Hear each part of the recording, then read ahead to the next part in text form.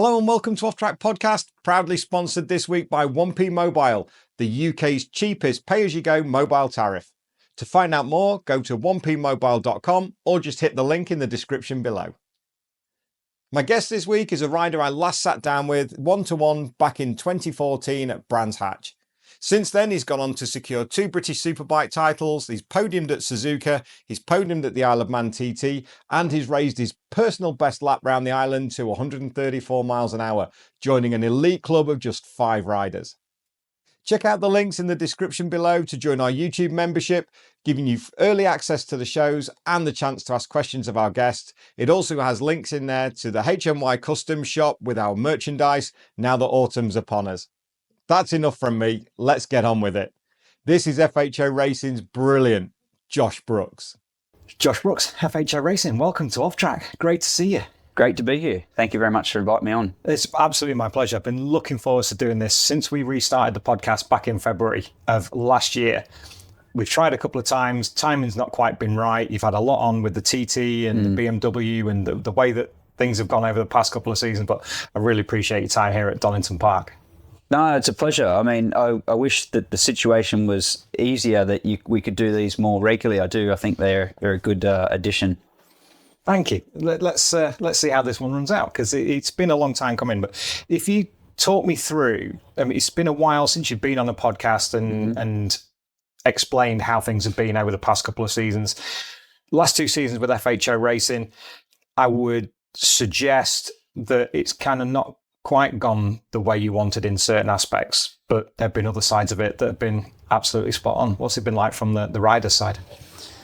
Yeah, you've kind of thrown me into like the deep end here. I'll try and find a way to explain it from where I am. I think last year, opening year, it was a lack of understanding of the bike, because it doesn't work. The BM doesn't seem to work like, and this is where there's a lot of information that needs to be absorbed. So you can't compare what's happening with BMW in Moto America, in Australia, in the World Championship. You've got to recognise that our British Superbike rules change the way that any bike operates. That could be a Honda.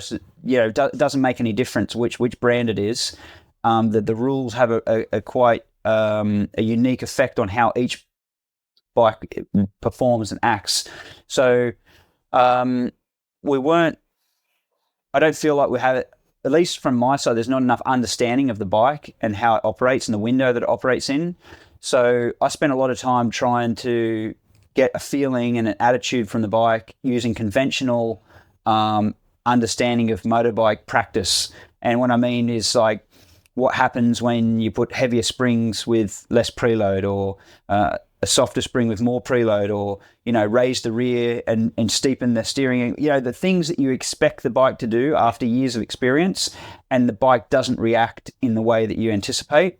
And then you're like, well, am I wrong? Is the process wrong? Is the bike wrong? Is it just? And then you go into a new round, and then you start all over that process again.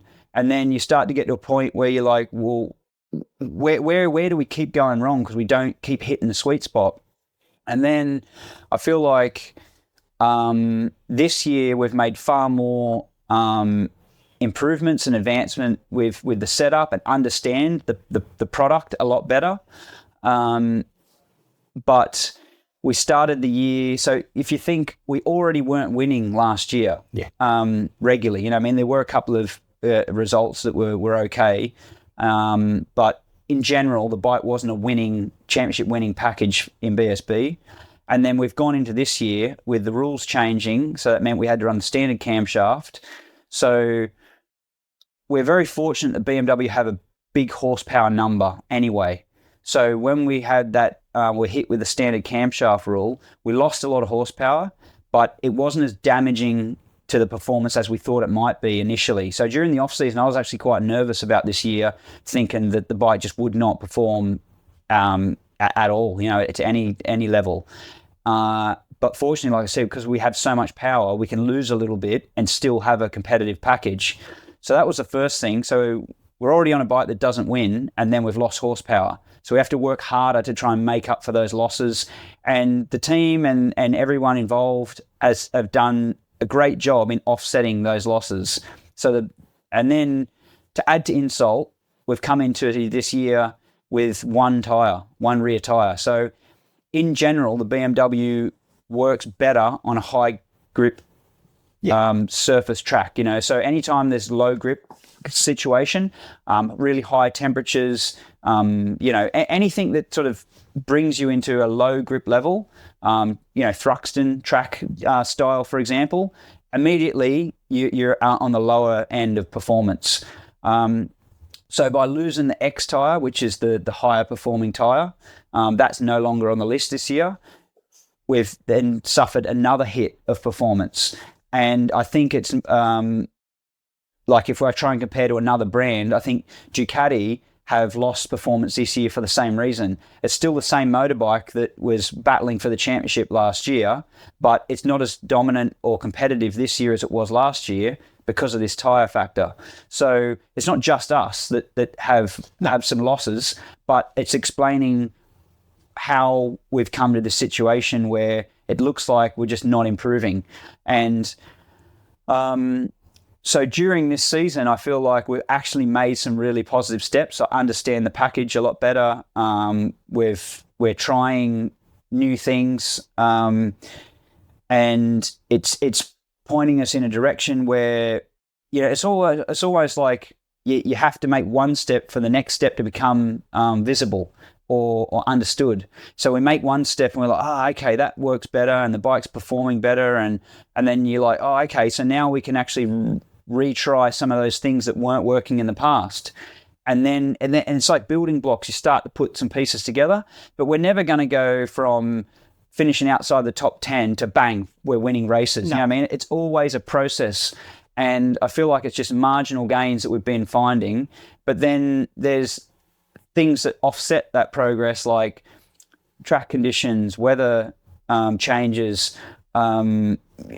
There's so many, like if I went through each round and explained the situation, you'd be like, okay, well, that's kind of, I understand now because I'm privileged to that inner information. Yeah. But from the outside, you just look, outside the top 10, maybe scraping inside the top 10, that's bad. And you kind of like lose interest. If you're not getting podiums and regularly fighting for podiums, it's almost like you become, irrelevant in the series. And the thing is, the British Superbike Championship is so hard fought. Like, I know everyone's heard this over and over, but, if you went to America, you could finish 30 seconds off of the leader and probably still get a top 6. Yeah. It's just the nature, and I'm not meaning to run another series down. I'm just using the facts. You can have an average weekend and still pull a result out.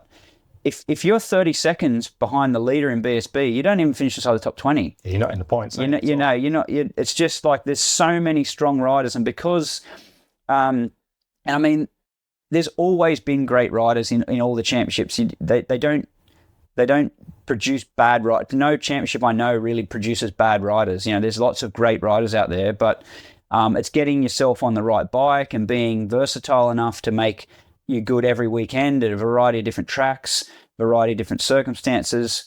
And it's hard to get on a bike that can showcase your performance, your ability. But because of the rules in BSB, a lot of teams can make competitive bikes now. So it's not like, there's just 5 bikes that are the pick of the bunch, and anyone that rides them 5 bikes are going to be up the front and riding away. You can have 20 bikes on the grid now. I think there's been 16 different podium finishes, this year already. Yeah. So, and I'm not even one of them yet. So the point is that the grid is so stacked and the bikes are so heavily, so equally matched and competitive. It just makes it so hard. You know what I mean? Difficult to have a weakness, isn't it? Yeah, as soon as you've got any kind of weakness in your bike or your team or your setup, anything, you get dropped outside of that podium potential location. And then, like I said, as soon as you're not in that range, you're like forgotten about. You don't exist.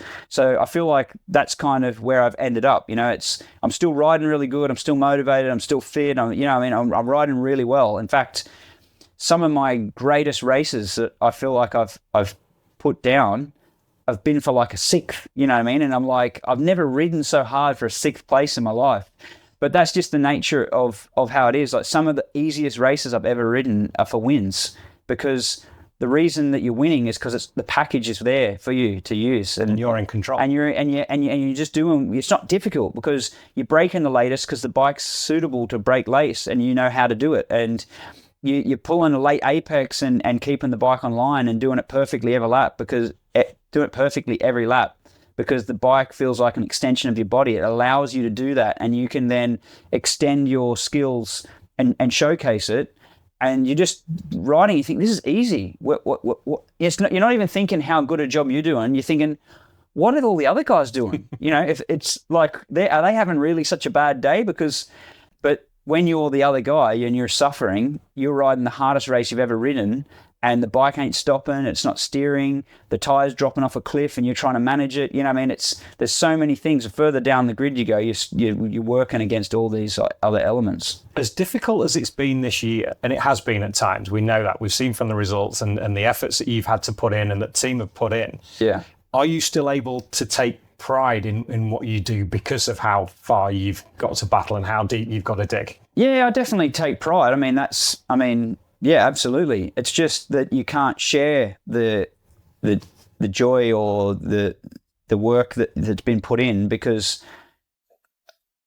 I don't need to explain it, but no one's going to get excited for a fifth, you know what I mean, or a sixth or a seventh or an eighth. You know what I mean? No one's interested in that. Like maybe some people will get interested for a fourth because you were so close to making it on the podium and they're like, oh, I was right with you, and we were cheering, we were at home on the couch and, we were shouting at the TV and, you nearly had it. You know what I mean? So fourth is kind of like the worst you can get, where you still build outside energy, But as soon as you're outside of that, then anything is just self pride. You know what I mean? Or let's say within the team itself, it's because they know they can see each weekend the struggles or the setbacks or the misfortune or the bad luck we've incurred, so it's a very insular pride, but it's still there. That's the important thing. You've won 2 British Superbike titles over the years. You've come second twice. Oh, I think more. There's there's a few. There's definitely a few seconds. Yeah, that ability on a British Superbike machine of various manufacturers, the Ducati, the Yamaha, and now onto the BMW. That doesn't disappear overnight. You are, along with Leon and probably Christian, the most experienced rider out there. That's the opposite. It doesn't disappear. You gain more experience. More and more over time. You're building a stock of knowledge and experience. So you don't have to win to got experience. In fact, some of the best experience you'll gain and the things that set you up for being better in the future are the hard times where you're struggling and the bike's not working and you're having to ride outside of your comfort zone, your limit, and what's capable because you're trying to drag a result that isn't coming naturally. So you're learning new ways to ride a bike that's not performing. Like if the bike just does everything you want it to do, like I said before, it's easy. It's when the bike's not working and you're not able to get it in that zone where it's competitive to make the podium, for example. You got to find other ways, other methods. You got to work harder with your crew. You got to change suspension to make it do things that it doesn't naturally want to do. You got to set up. You work. Unfortunately, we don't have much electronic aid, but you got to. It almost heightens the need for it to be perfect because there aren't other electric aids that'll step in and make up for one that's just a bit off. Yeah. Where we've just got this one sort of dull platform to work from, and if it's not perfect, then you're going to struggle. Because there isn't anything else to intervene. So in fact, having these difficult years only makes you a better rider and gives you more experience. That's what I was going to ask as a follow-on question. How have you improved? What's changed in you as a rider over the last couple of seasons because of what you've been faced with? Well, I don't think I've changed much in... I've been racing Superbike for 23 years or something like that. So I don't think I've gained much in like ability to brake late or open the throttle or feel the tire, all those things that I've had since the start. I wouldn't have got to here anywhere if I didn't have them to begin with. So they're kind of like what you've got. But I think it's being able to endure without breaking more. You know what I mean? Like if you the more you can suffer without like cracking, you know, it's what you've been through. So like if the worst you've ever felt, let's say I'll compare it to something else, the worst that's ever happened to you is a bee sting, then you think that's as in a pain threshold, that's 10 because that's the worst you've ever had. But if you've snapped both your legs and been in, you know, hospital for multiple injuries, a bee sting really isn't a big deal. You know, that's more like down near a 1 for you now because you've gone through so much. And that same logic can be applied to trauma and pain in any other way you can receive it. You know, so if you suffer for years without a result, you become good at suffering and you can deal with a lot of pain that others haven't, you know. And I think I've definitely endured more setbacks and stuff through these years, and that's made me more resilient, more robust, and more. It reminds me every morning when I wake up how much I want it, how much, you know, I still need motorcycles in my life. That's one thing as well, isn't it? It's having the passion and the drive to still do it. There could come a time where you're at a certain point in life and at a certain age where you go, do you know what? I'm done. The struggle every day is a grind. And for a rider to get to that situation is always difficult to see because you've had such a great longevity of a career, which is super to see. But when you've got to have that drive to get out of bed every morning, you've got to have that motivation. I am going to drag that bike around. We are going to make it. And over the last couple of rounds, there's been little glimpses of green shoots, it's felt, with the front row and with the 4th place at Alton Park as well. Yeah. There's 3 fifths at Cadwell, and I mean, I could go through it. It's definitely been a building, but like I said, it's only like this year's definitely been like a change in the bike and the way we set it up and understanding the package more and manipulating the package because we have to. It's not competitive the way it is, so we're having to dig deeper and find new ways. And as you say, there's definitely been some signs of progress, and I feel like I've sort of been hinting on it the last maybe 5 rounds, but I can't go bashing on the media going, oh, look, we're coming. You know what I mean? I'd rather say less and do it than go, oh, we're making these improvements and we're going to come forward and then not deliver. So there's nothing worse than being in front of a TV camera talking to Whit or Matt or Shaking, chipping away. Yeah. We're chipping away. Yeah. What at? Yeah. What at? It's going to be the same next week. And yeah. Well, that's how it feels. So I just rather like separate myself from the interviews and so on, because if I can't give genuine feedback that is positive about what we're doing and where we're going, what we're improving, then I'd rather just not say anything until it's been proven. One thing I enjoy is your honesty, because it's still refreshing. And it's great to get that inside knowledge and the actual real feeling of what's going on. Mm-hmm. What's been the biggest thing that's given you the most satisfaction up to this point? We're Thursday at Donington Park now. What's been your biggest satisfaction this season? I guess that there is some progress. I think that's I've got this stupid optimism always in me. Like I leave miserable at the end of a weekend because, you know, I haven't been satisfied with the results. But I always go home and always arrive back at the track the next weekend with this stupid optimism that we're going to find a setting, we're going to find something that's going to make a difference, we're going to keep trying, and it's going to... I don't know where it comes from. I just have this, like, you know, I can be the most miserable person in this paddock, I'm guarantee it. But that's because I'm upset with the situation. I'm not angry at an individual person, or, you know... It's not like if someone actually approached me whilst I've got this horrible look on my face, I'm going to like shout at them and say nothing nasty. It's just I'm carrying all this like pent up energy that's for the desire for success. You know what I mean?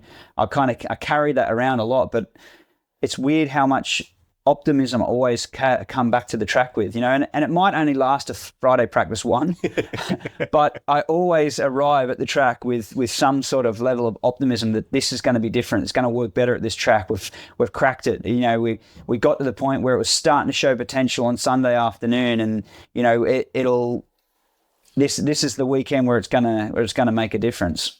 But that again comes down to experience as well, doesn't it? With winning 2 British championships and many race wins over your career, you've got to have that mentality to come to a track. If you turn up with a negative attitude, you're beaten before you turn a wheel. Yeah, it's definitely some of it is experience for sure, but I think a lot of it is the character and the attitude that you have as a person. You know, like when I had in my first year of racing, I had a level of probably optimism and determination and commitment and so on that I have, and I've had my whole way through my career. It's that attitude and that personal, those personalities that you have within that is some part of like how I ended up here. You know what I mean? Without those born characteristics, I wouldn't have made it this far. But having come this far, I've certainly gained a lot of experience along the way, which then adds to what's already there, fundamentally there. You know what I mean? It's like they're building blocks, and then one facilitates the other to get stronger or better or more resistant or like that. There's a lot to be said for that, and it's something that everybody's different. Everybody has a different character, and it's been said on. You've explained the character way on previous podcasts, and you still have Bad Boy on the back of the lid that Rich does. Still beautiful helmets. The Arrays look fantastic every weekend, and that's something that you still carry. But is that more of it feels it's more of a sort of a cheeky look back that you still carry the Bad Boy Brooks on there because it didn't quite stick in the first place. No, it wasn't. It wasn't justifiable in the first place, but it was more of a like a tip of the hat to Rick Johnson, because he was Bad Boy in America, and I know Rick, but I don't actually know the exact story to repeat it of how he got nicknamed the Bad Boy, but it was, he was sort of like my racing hero. He's sort of like what gave me inspiration as a kid, there were others as well, but he was sort of like the fundamental one. So to then have like this nickname, the Bad Boy, for me, it just fit. When you've got this hero that's like Bad Boy Rick Johnson, and then one day I'm racing and get a Bad Boy logo tagline sort of thing, I'm like, I embraced that, you know what I mean? I didn't see it as a negative. I thought that was like, because I couldn't have it just off by choice because I'm just copying, so you kind of have to earn it. Yeah, you gotta do something like really bad to become Bad Boy, So now it's like, it's almost like synonymous with me, but it was never really genuine, the Bad Boy. As I think correctly fitting with me, but it was because of circumstances that arrived, and then because of the connection to Rick that I really wanted to carry it, and then so it's just sort of stuck. But with that, it's just led me on to a question just off the top of my head, and whether I phrase this right or not, I'm thinking of. Would it be fair to say that you're one of the more misunderstood riders in the championship because of that? Well, I don't know how misunderstood the other riders are. I mean, I keep myself to myself, so it's not that I don't hate anyone and I don't like anyone. I nothing them. It's just they're the opposition. So I just keep myself to myself. So I don't know the real genuine character of most of the people in this paddock. So maybe there's lots of other riders that feel misunderstood or misrepresented, but I'm not in a position to say. So, that's fair. But to reflect just directly on me, I'm sure that I am misunderstood in a lot of ways in this paddock. But it's not just this paddock. I'm misunderstood in life. And there's so many like friends, girlfriends that have been offended by something I've said, or just people, and you're like, well, I never even meant it like that, you know what I mean? But it's just how someone perceives it, and then I don't hear how I sound coming out, you know what I mean? Yeah. Like I've got this idea in my head of what I'm speaking about and how I think it sounds speaking it. But if I could be a third person in the room and hear it differently to how it's received, I might be like, oh, that wasn't really I know what you meant, but maybe it was borderline how that was received, you know what I mean? So I feel like that's just the character of me in life. You know, it's not just about this paddock or about racing, that's just me as a person. And, that's, I feel like a combination of, who my parents are, where I grew up as a kid, what school I went to, what my teachers were like, all those like young, pivotal sort of years of growing up have probably had an influence on how I am as a person. And I've had to live with that through my life. What were the early years like for Josh Brooks? I've got to think a long way back now to when they are. I mean, not as far back as I have. Yeah. For me, I felt really like lucky as a kid growing up because I had motorbikes and we've never been rich as a family, but we, when other kids just had a pair of football boots and a football to kick around, and I knew that a motorbike's far more expensive than a football, and I started to recognize that that's my dad and my mum and whatever, and the sacrifice my family are making to make that available to me. So I felt like lucky to have all these things as a kid, so that's sort of like as an adult now thinking about how, the economy is and how people are, in general. I think as a kid I was super lucky to have the luxuries that I had, and how much, hard work my dad was willing to do to give us, because I'm one of four. So, I think a lot of times my sisters went without because me and my brother wanted to go motorbike racing, and my dad was probably slightly more motivated by motorbike racing than he was about girl interests. Yeah. And I just think that's natural, but that was the reality of our family, So, yeah, I mean, another thing, we grew up on 5 acres in the western suburbs of Sydney.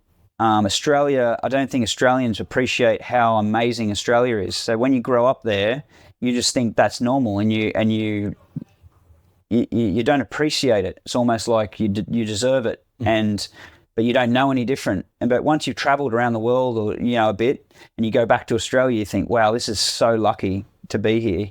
And so I'm grateful that I was an Australian kid growing up in Australia. We were on 5 acres. We weren't just on a normal block. We had room to build BMX jumps, and I was on a BMX bike every afternoon after school. My mum was screaming to come in, and we had to be home when the lights went. When street lights come on. We were just outdoors all the time. I had an older brother that, like, a lot of my childhood was being bullied by him, but as it turns out, it was for the better. He made me better. He pushed me to do things I wouldn't have done by natural selection.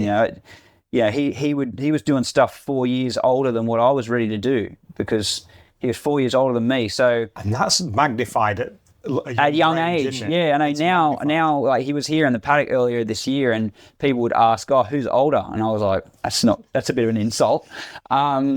But I'm okay with it. But when you're young, 4 years difference at a young age is huge. And when you're building BMX jumps, what someone 4 years older is able to do and beating you up if you don't try it, it forces you to really step outside of your comfort zone. And so I've got so many things that I reflect on that are like pivotal of how I've become to be racing motorbikes and be successful to the level that I have. Who was the biggest influence in your early days? I mean, there's a list of people. But initially the biggest influence would be my brother. I've already covered that. And then, like, to have like aspirations to be, international and be a racer as a career. Would be, as I've already mentioned, Rick Johnson. That was like a big thing. But then, more specific to what I'm doing now, like Mick Doohan winning 5 world championships on the trot. That was, as a kid, I was up till all hours Sunday night to watch Grand Prix in Europe, and my mum saying, "You got to go to bed. You got school tomorrow." And I was like, "Yeah, in a minute." But so that had a huge influence. I mean, I don't know, because I've only lived through having that there. Of course. So it's impossible to say what it would have been like not having it. But I know for sure by doing the eliminations that it must have had an effect, and sort of creates that idea of, I could do that one day, and that's what I would like to do. And and you sort of set a goal, and you set a point to focus on, and then like Valentino was so influential, with when he was racing Grand Prix and on 125s and doing like after race, theatricals that he does, that had everyone captivated, and especially me at the age I was, when I was just starting to do tarmac racing. It was really like, I think it had a big impact on how much joy there was in the sport, and he just had a good feel. I mean, I'm speaking about stuff everyone knows, so I don't have to go into any more detail, but yeah, there's lots of people that have influence. And then I could speak, more personally about family, friends that showed me how to, understand gearing and understand the bite point of the clutch and understand how to bleed the brakes better. Like a lot of stuff I've self-learned by just tinkering in the shed.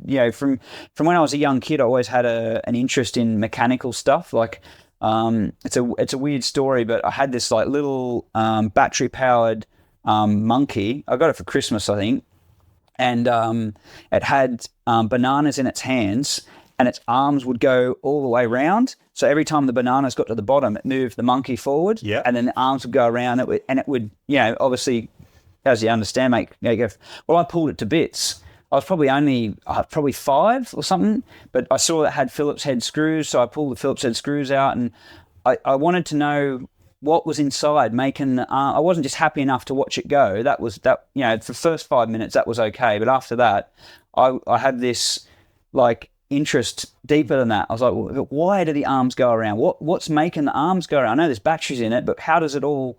So I pulled it apart, and it never worked again. Like springs would have flown out and blah blah. But I wasn't bothered. The bit that intrigued me was that I could see the mechanical workings inside, and I think, again, that's not something that I've learned with experience. This is something that came from within. If I was with 10 other kids, the other 9 kids, the other 10 kids didn't want to pull the monkey apart. They were just happy for it to do what it does and just enjoy it for what it is. And if they got bored with it, they'd go and look for something else to entertain them. But yeah, there was something from within me that made me want to find out the more details. And I think that's been a critical element to motorbike racing. It's there's some fantastic, great champions that probably don't know a lot about the motorbike, but maybe they've got an abundance of ability and skill that they don't need to, where I might not be the most perfect in skill or natural talent, but I'm making up for it in other areas that comes natural to me. So I like the mechanical side. I like the understanding of how it works and how it operates, and that's definitely become a big factor in my success and the longevity, because when something isn't working, I want to get to the bottom of why it isn't working. I'm not satisfied just go, this bike doesn't work, or that tyre didn't last the race. And I'm not satisfied with that. I can't just like put that to bed and go, all right, well, we'll try again next weekend. I need to know why it didn't work, and then we can understand, your biggest failure isn't a failure if you learn something from it. So I'm happy. I'm willing to accept a bad result, provided we're still learning and making progress. So and then like I did when I left school, I did 4 years in a suspension service business. It was on up the road, probably 7 miles from where I grew up. So I could commute to work and work on bike suspension all day, and we worked on motocross, supercross, trials, street bikes, road race bike. We covered it all. So I had this huge understanding of suspension, and obviously in racing, suspension is one of the main things. When we come in and out of these garages during every session, most of the time we're working on suspension. So having a good understanding and background in that has been hugely influential on how I've gone about racing.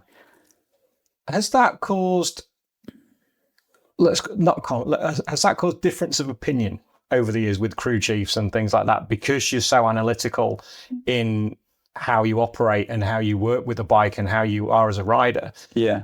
That for me has the potential to have differences of opinion in a big way sometimes. I know where you're headed with it. I think it probably has. I mean, even though it hasn't come from my side, it may have been received uncomfortably.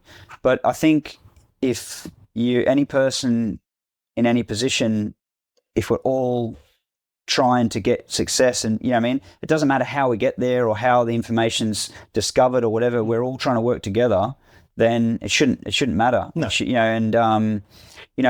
I've learned so much from other people that I'd like to hope to think that someone may have learned something from me along the way. I don't think that's impossible. Two-way streets, isn't it? So I think if someone did find it uncomfortable that I know a lot about the bike and the suspension and the tires and the chassis and blah blah blah, then I think it's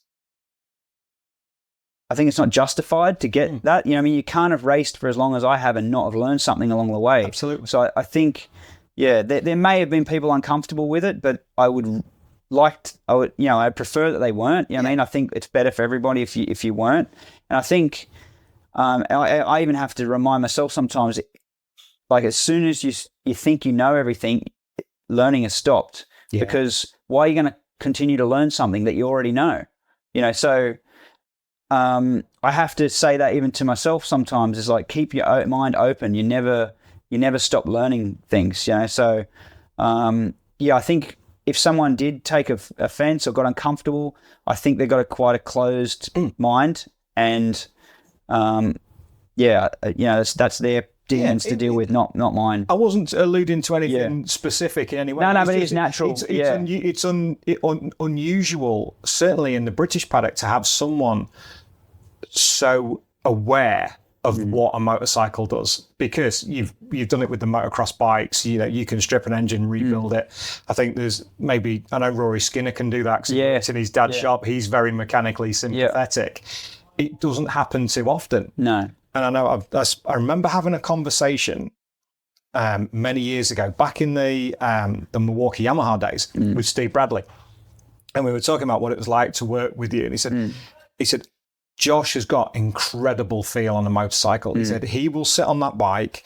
He said he knows where the levers are. He knows where the rear sets, everything. He said if it's 2 mil out, he will know. And that's something that's always stuck with me about you. And that's the amount of feel and the amount of awareness that you have with the bike. That's good when I need it to know things like that. But then it's also good, and I think I'm able to do that, is, let's say, if the bike's been repaired quickly after a crash and something's just a bit bent, I've also, because I've got the understanding of, all right, we'll just quickly rush this bike out. Qualifying's pit lane's going to be open for qualifying. Yeah.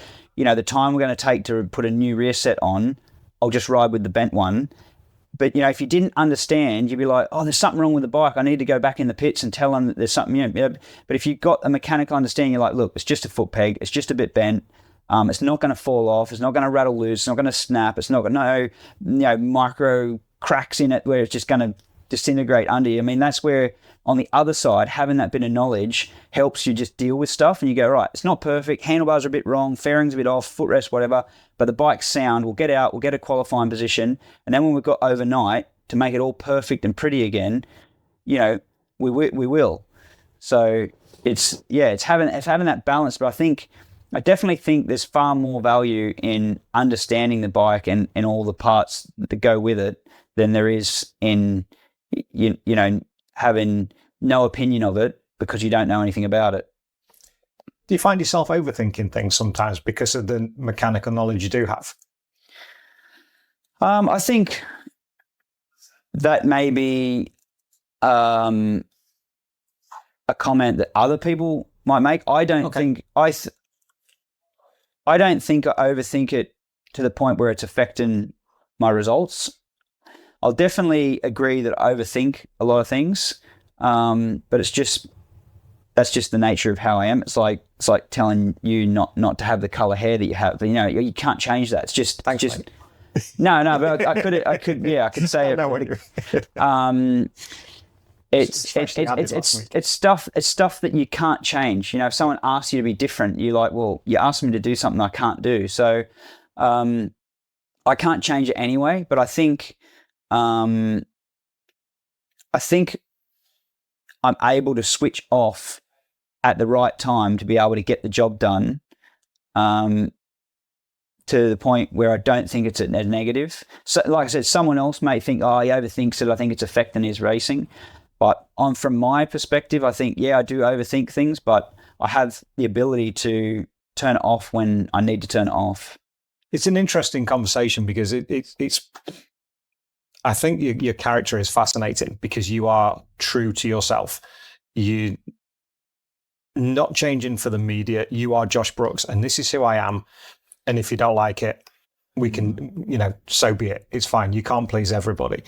And I find that in this day and age where things with social media and everything else, where nothing's ever as it seems, I enjoy that this is me. How refreshing is it for you to be able to be yourself in these circumstances? Well, I don't know any different. Like I can only be who I am. It's like I said, I'll use a different example. It's like me asking you to be taller. Yeah. You can't do that. I can't be someone I'm not. I mean, I can only be what I feel natural being. And certainly I'm not the person in the paddock and around people that I am at home in my own time in my own company. Because, for example, this is my workspace, so I'm at work here. So I'm focused on trying to make the bike better or whatever the situation is. I won't go through all the list of things we've got to do in a weekend, but I'm not going to be the person I can be whilst I'm in this environment, because this is how I need to be to get the best out of myself, or not even get the best out of myself. Maybe I could get better out of myself if I was different. But it's like me asking you to be taller. I can't change who I am. So when I'm surrounded by a crowd of people, I get this sense of claustrophobic. That's the only way I can describe it. It's not. Yeah. That's obviously not that's not the feeling. But so you can relate to it. As soon as there's more people, I just close up. I'm like, oh, I'm uncomfortable. And even I've had this from life. Like I remember going out with friends into a nightclub, and you're like all excited to go out. Yeah, it's going to be a good night. We'll get drinks, and you're doing all the young lad things that you want to do. And as soon as we get into the club and it's full of people and everyone's sort of bumping into each other, and you kind of got to go sideways between it. I couldn't wait to get out of there. I couldn't cope. I was like, oh, and it was almost like, there's people dancing and being drunk and elbowing you in the ribs unconsciously, not meaning to. Yeah. But I take that personally. I'm like, that prick just elbowed me in the rib. You know what I mean? And he didn't mean to, but I take every barge and elbow and bounce as like an insult. And I'm like, I've got to get out of here. I can't cope. I felt like the walls are closing in on me. I've got to get out of this situation. And then the worst thing someone can do, and you're having that moment, is say, oh, look, just calm down. Because that's what my friends would do. Oh, man, just relax, just chill, just calm down. It's going to be a good night. And I'm like, no, you don't understand. I feel like the walls are closing in. I've got to get out of here. And this is just even to the point where we've gone to so much effort to be there. We've faked IDs, to get in through the bouncers at the door. We've done all this effort to get in there. And as soon as I get in there, I can't wait to get out. So that's just a character of me. I don't know. Some people... I don't know. It's just some people are happy in that environment and get energy from that environment and can't wait for the next time. And then, but I go the other way. I'm like, I've got to get out of here. And then the same thing happens, at the open pit lane autograph session. When people start to close in, I get that same sense. So people are like, oh, what's him? He's really standoffish, and he's not very, pleasant, as in, maybe my mannerisms aren't the pleasantries that they're expecting or hoping for. And it's because they don't know what I'm dealing with in my own head. I'm trying to get back. I need to get into my safe space because this is too much. And I actually found it good after, because pre-COVID, people would tend to really bunch up. It was almost like me first, and everyone was like arm to arm and like trying to get in. And then for some reason after COVID, everyone sort of has got more orderly in a queue and gives each other more space, and everyone's a bit more spread out. People wait. I don't know if it's just like a progress of society or whatever, but it definitely has like eased the situation. But the point I'm trying to make is that the person that I come across as isn't genuinely the person that I am in my daily routine. It's because of my surroundings. And I think that's another good subject about race teams. Like, we're a bunch of people that are all jammed into a pressured situation, and a lot of race teams aren't made up of friendship and family and blah, blah. They're just employees that are jammed together. And if you go into most workspaces, everyone hates each other. They're all, in the lunchroom probably bickering about each other, about that person.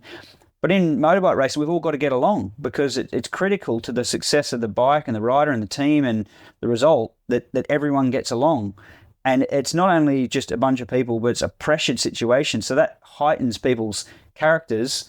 So motorbike racing in general is about, trying to get the best out of people in an environment that doesn't inspire the best out of people. You know what I mean? So I think that, like, even this environment right now, this isn't my natural environment. No. You sat there in front of me with cameras isn't the environment where I'm at my most ease, and you're going to get the most fun, likable version of Josh Brooks. But unfortunately, unless you're my closest friends or my wife or my family, you're not going to get that. No. And in fact, I probably get on with other people greater than I get on with my own blood family. You know what I mean? Like, I've got people that I know, they're like, oh, you haven't seen, they can get moody because I haven't called them in a week, or I didn't answer that phone call. And I'm like, I haven't spoken to my mum in about 4 weeks. So, if she's able to deal with it, and, if someone as important in my life as my mum hasn't been able to get in the priorities list to have a phone call this week, how come you're getting upset that I haven't called you? You know what I mean?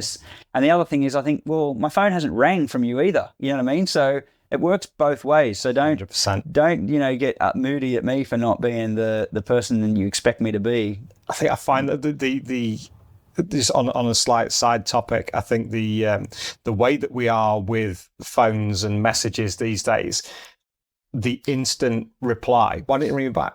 Yeah. You haven't replied to my message yet. Yeah. But I will. Yeah. When I want to. One of my biggest faults, I think, not faults, but one of the things that lets me down, I think, the most I think it even carries into my racing, is memory. I wish I had a better memory. Like, I've got a good memory about some things, but then not sometimes not the things that I want to have good memory at. And like even Bex, our PR assistant in the race team, she'll message me, hey Josh, I need a quote for the press release, blah, blah, blah. And I'm like, yeah. And like, I'm juggling about 5 different things or whatever's happening at that moment. You think, yeah, I'll get back to that. And then like 2 days later, she's like, bing, hey Josh, any chance? I'm like, oh, it's not because I don't like her or I didn't want to give her the material. It's just, I forgot. And I'm like, oh, it's like I've run out of memory space in my hard drive and I've got to delete something for new stuff to come in. And so memory would be like an area of weakness, I think, which I'd love to be able to improve. But has it allowed you to be in the moment enough over the years?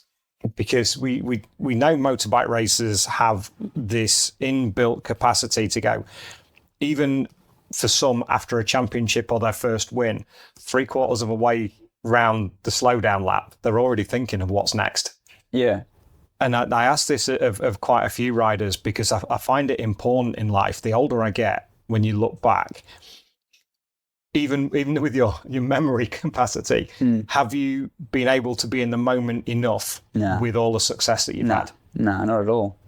Because of that reason, I don't even really celebrate a race victory properly like other people. I see other people jumping around, as making faces and doing all these theatrical things on the podium, and I'm like, as soon as that race is finished, we're already on the beginning to the next race. I don't even give myself a chance to properly enjoy like a podium celebration. So I definitely haven't really ever lived in and respected the moment enough, because I've always been trying to get somewhere better than I've achieved. Like when I was a kid, I wanted to be in Grand Prix.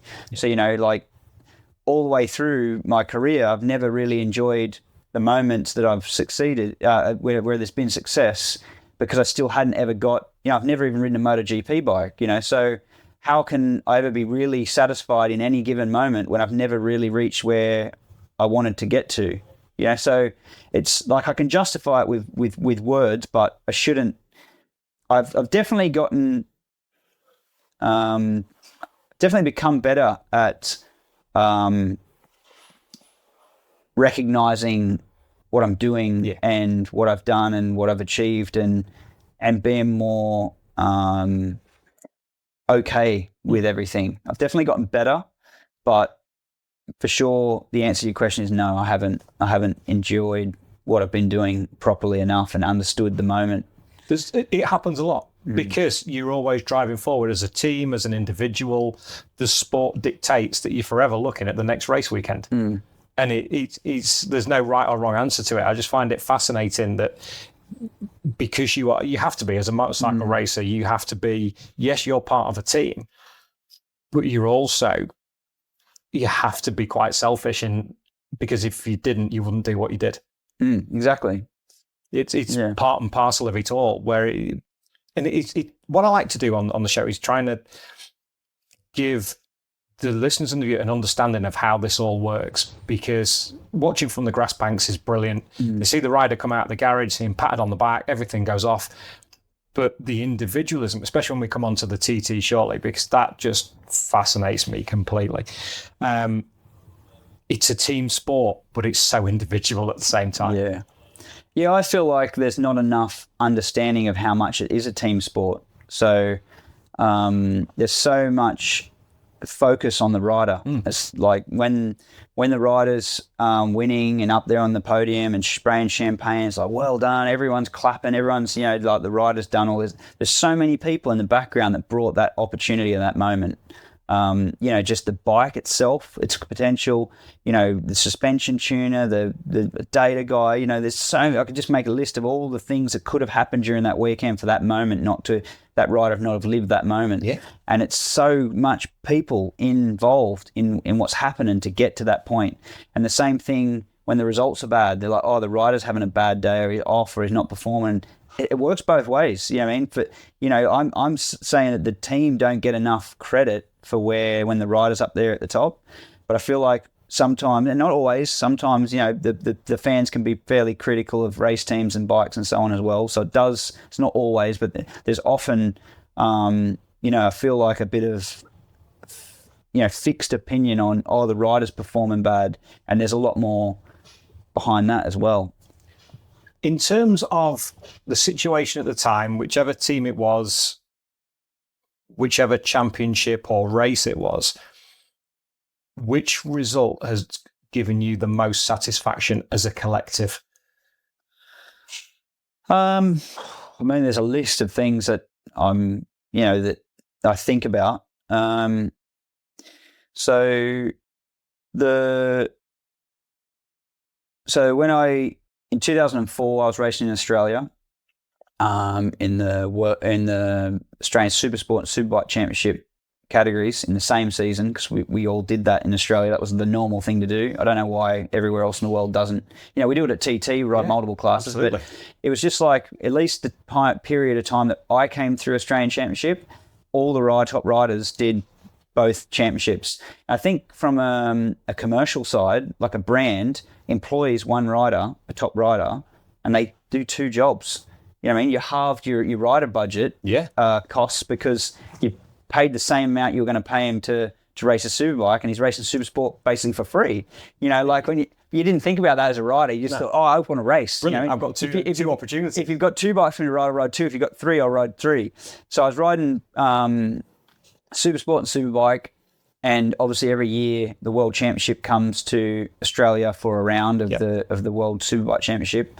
So I requested through Honda Australia to make me an entry in the World Championship as a wild card, and won it. So it was like hadn't been done before as a first time in the World Championship as a wild card to win the race. It hadn't been done before, and I don't believe it's ever been done since. No. So that's kind of like that was sort of like the biggest, probably the first big moment there was lots of moments building up, but that was like the first really big international moment I had. And, to me, that was just like, wow, look where the future lie for me from that. So that's probably the most pivotal, biggest, memorable situation. But, like being on the podium at Suzuka 8 Hour, racing the Isle of Man TT, not about results, forget about the results, just racing the Isle of Man TT, winning the British Championship, winning it again, like setting lap records, like, there's lists of things that are like standout, moments, but there's standout years, like the year that I rode the Tag Yamaha. Going into that season, everyone was like, oh, that's career suicide. Why would you go and ride for them? They've got no proven, pedigree to be history, at the front, and we were 3 points short of winning the championship against Shaky on what was the PBM, standard setting team and bike, and rider. And Leon on the Kawasaki. Yeah, exactly. And it was... there's lots of moments through my career that have been like memorable and significant, and I'd struggle to sort of. Someone said, "Oh, you had to narrow it down to just one." It's probably the World Supersport win, but absolutely, there's so much. So. That was your so much catapult, stuff, wasn't it? That's what propelled you onto sort of the world stage. And like, who's this kid? What's he doing? How's he doing this? But it was only a matter of weeks later I was taken out during an Australian Superbike race and broke my pelvis. So I spent the next, 7 months I went from being in hospital in traction to, having an operation, an extensive operation, being in a wheelchair for a few weeks, being on crutches for months. It was like a massive recuperation. So I went from like the highest point in my career, and then a few weeks later, probably the lowest and most, damaging accident of my career too. So, they kind of weighed each other out, and I ended up on this more mellow projection from then on. Which then helps towards that mental fortitude that we spoke about earlier. Yeah, if I hadn't had any... If you hadn't had the bad, you can't enjoy the good. If I hadn't had any setbacks, I might not have had the motivation or the will or the determination or whatever, the grit you need to keep going. I actually wonder, we'll never know the answer, but I actually wonder how much of that affected Rossi in his later years, because it seemed like he just had this fairy tale career where everything he rode was the perfect bike to be on, with the perfect crew around him, the correct brand at the correct time. I don't know how he managed to pull it all together. It might have been his superior understanding of the championship or whatever, and he created that path. But however it came to him, as a viewer of watching his career, it just looked like it was just this fairy tale path of no interruptions. No. And I used to be envious not only of his success, his results, but I just used to think sometimes, I wish I hadn't had so many setbacks. Why couldn't... why'd I have to get injured, and why were all these things getting in the this is just like inner ideas, and it's only for a split second, and then you just get on with your life, don't you? But you kind of romanticize the idea that maybe something good will happen to me like that, and I wonder, was it undoing for him? When things got hard at the end of his career, when the bike wasn't just as good as it needed to be, when he didn't have, maybe, I don't know, I'm only hypothesizing, I don't know, but let's say he didn't have the crew that he wanted, or maybe he did have the crew and it still didn't go to plan, and he sat there thinking, well, I've got the years of experience, I've got the crew that I want, I've got all what usually used to work, and I'm still not getting the results. To hell with it. I'll just give up. Yeah, I mean, I don't know. I'm just wondering if that was part of why he didn't. I think you're persevere absolutely. I think you have. I think there's a point to be made on that, because 2010, when he snapped his leg at Mugello, he never won another championship after that. And then the move to Ducati came, and then the move back to Yamaha. The success was never quite the same, and that was his first injury that kept him out for any length of time. Yeah. So after having so much success for so long, human nature says that it probably did have an effect on him. Because he'd not had the difficult times. I just wonder if he'd had a few more crappy years younger, when he had more time or more, resilience to build, then maybe that'd have created more resistance. But I mean, look at the length and success he had anyway. Exactly. So how much more could you have asked for? And I mean, we're and he's doing all right for himself. Yeah, of course. But I mean, we've got a guy that's done an amazing career for as long as he did, and then still saying, well, could there have been a bit more? I mean, so I'm just throwing out there just food for thought. I think there'll be a few people, especially from that era with Lorenzo and the setbacks that he had. Yeah.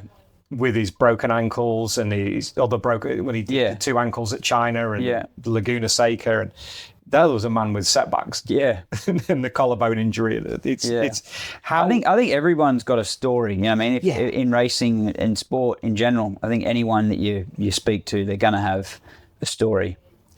What's your story? Well, I've been talking about how long have you got? We're 2/3 of the way through it. How long have you got? I mean, wow. I mean, there's plenty of material. Tell me something that I don't know about Josh Brooks.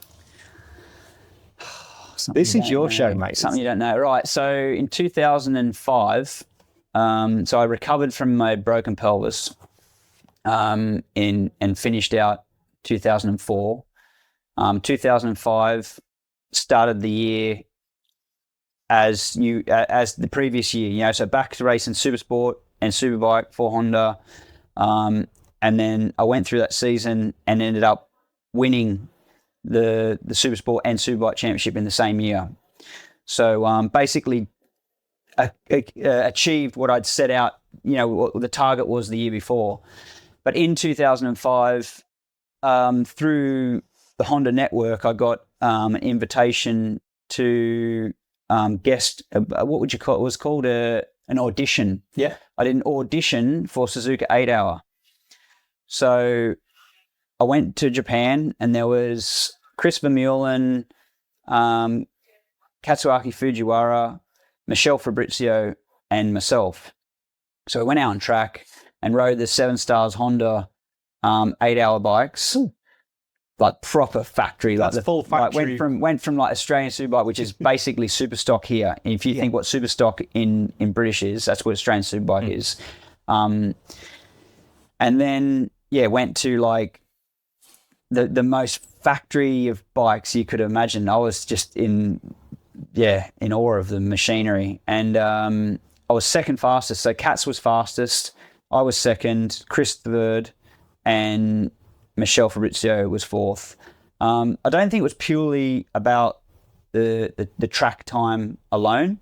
There's a lot of other factors. They did condition, like health conditioning, right, and physical tests and stuff like that. So Michelle was just like not interested. We were doing push-ups and doing them like properly. He was there kind of just like, oh, what the hell is this? I mean, he just thought it was a piss take. He thought I guess that maybe his mentality was like, I'm either a good enough rider or I'm not. Why are you measuring how many push-ups I can do? What's that got to do with me racing motorbikes? Because you could say that same about, many riders. Like John McGuinness isn't going to be gauged by how many push-ups he can do, but he's a sure hell of a rider around the Isle of Man TT. You know what I mean? I think that's the attitude Michelle had. Yeah. Is that why are you measuring me off of all these irrational... Here's my lap times. Yeah, I think that was his attitude. Anyway, he got dropped from the list. So I got flown back to Japan a few weeks later for a second audition. So again, it was Katsuaki Fujiwara, myself, and Chris Vermeulen. And I went into Degner 2. So anyone that knows, Suzuki got the big long left, Dunlop left they call it, and then there's like a right and then a second right before you go under the bridge. It's Degner 1, Degner 2. So I come out the long right, accelerating hard, trying to keep the throttle on for a long time, and then in the change direction, the bike kind of like twitched like they do. You know, sometimes when you see the change of direction, it twitched, and I went into Degner 1 just running a little bit wide, a little bit off position because of the bike moving around, and just carried a bit too much brake, lost the front, and just smashed this bike to pieces. Oh. Honestly, it was so bad.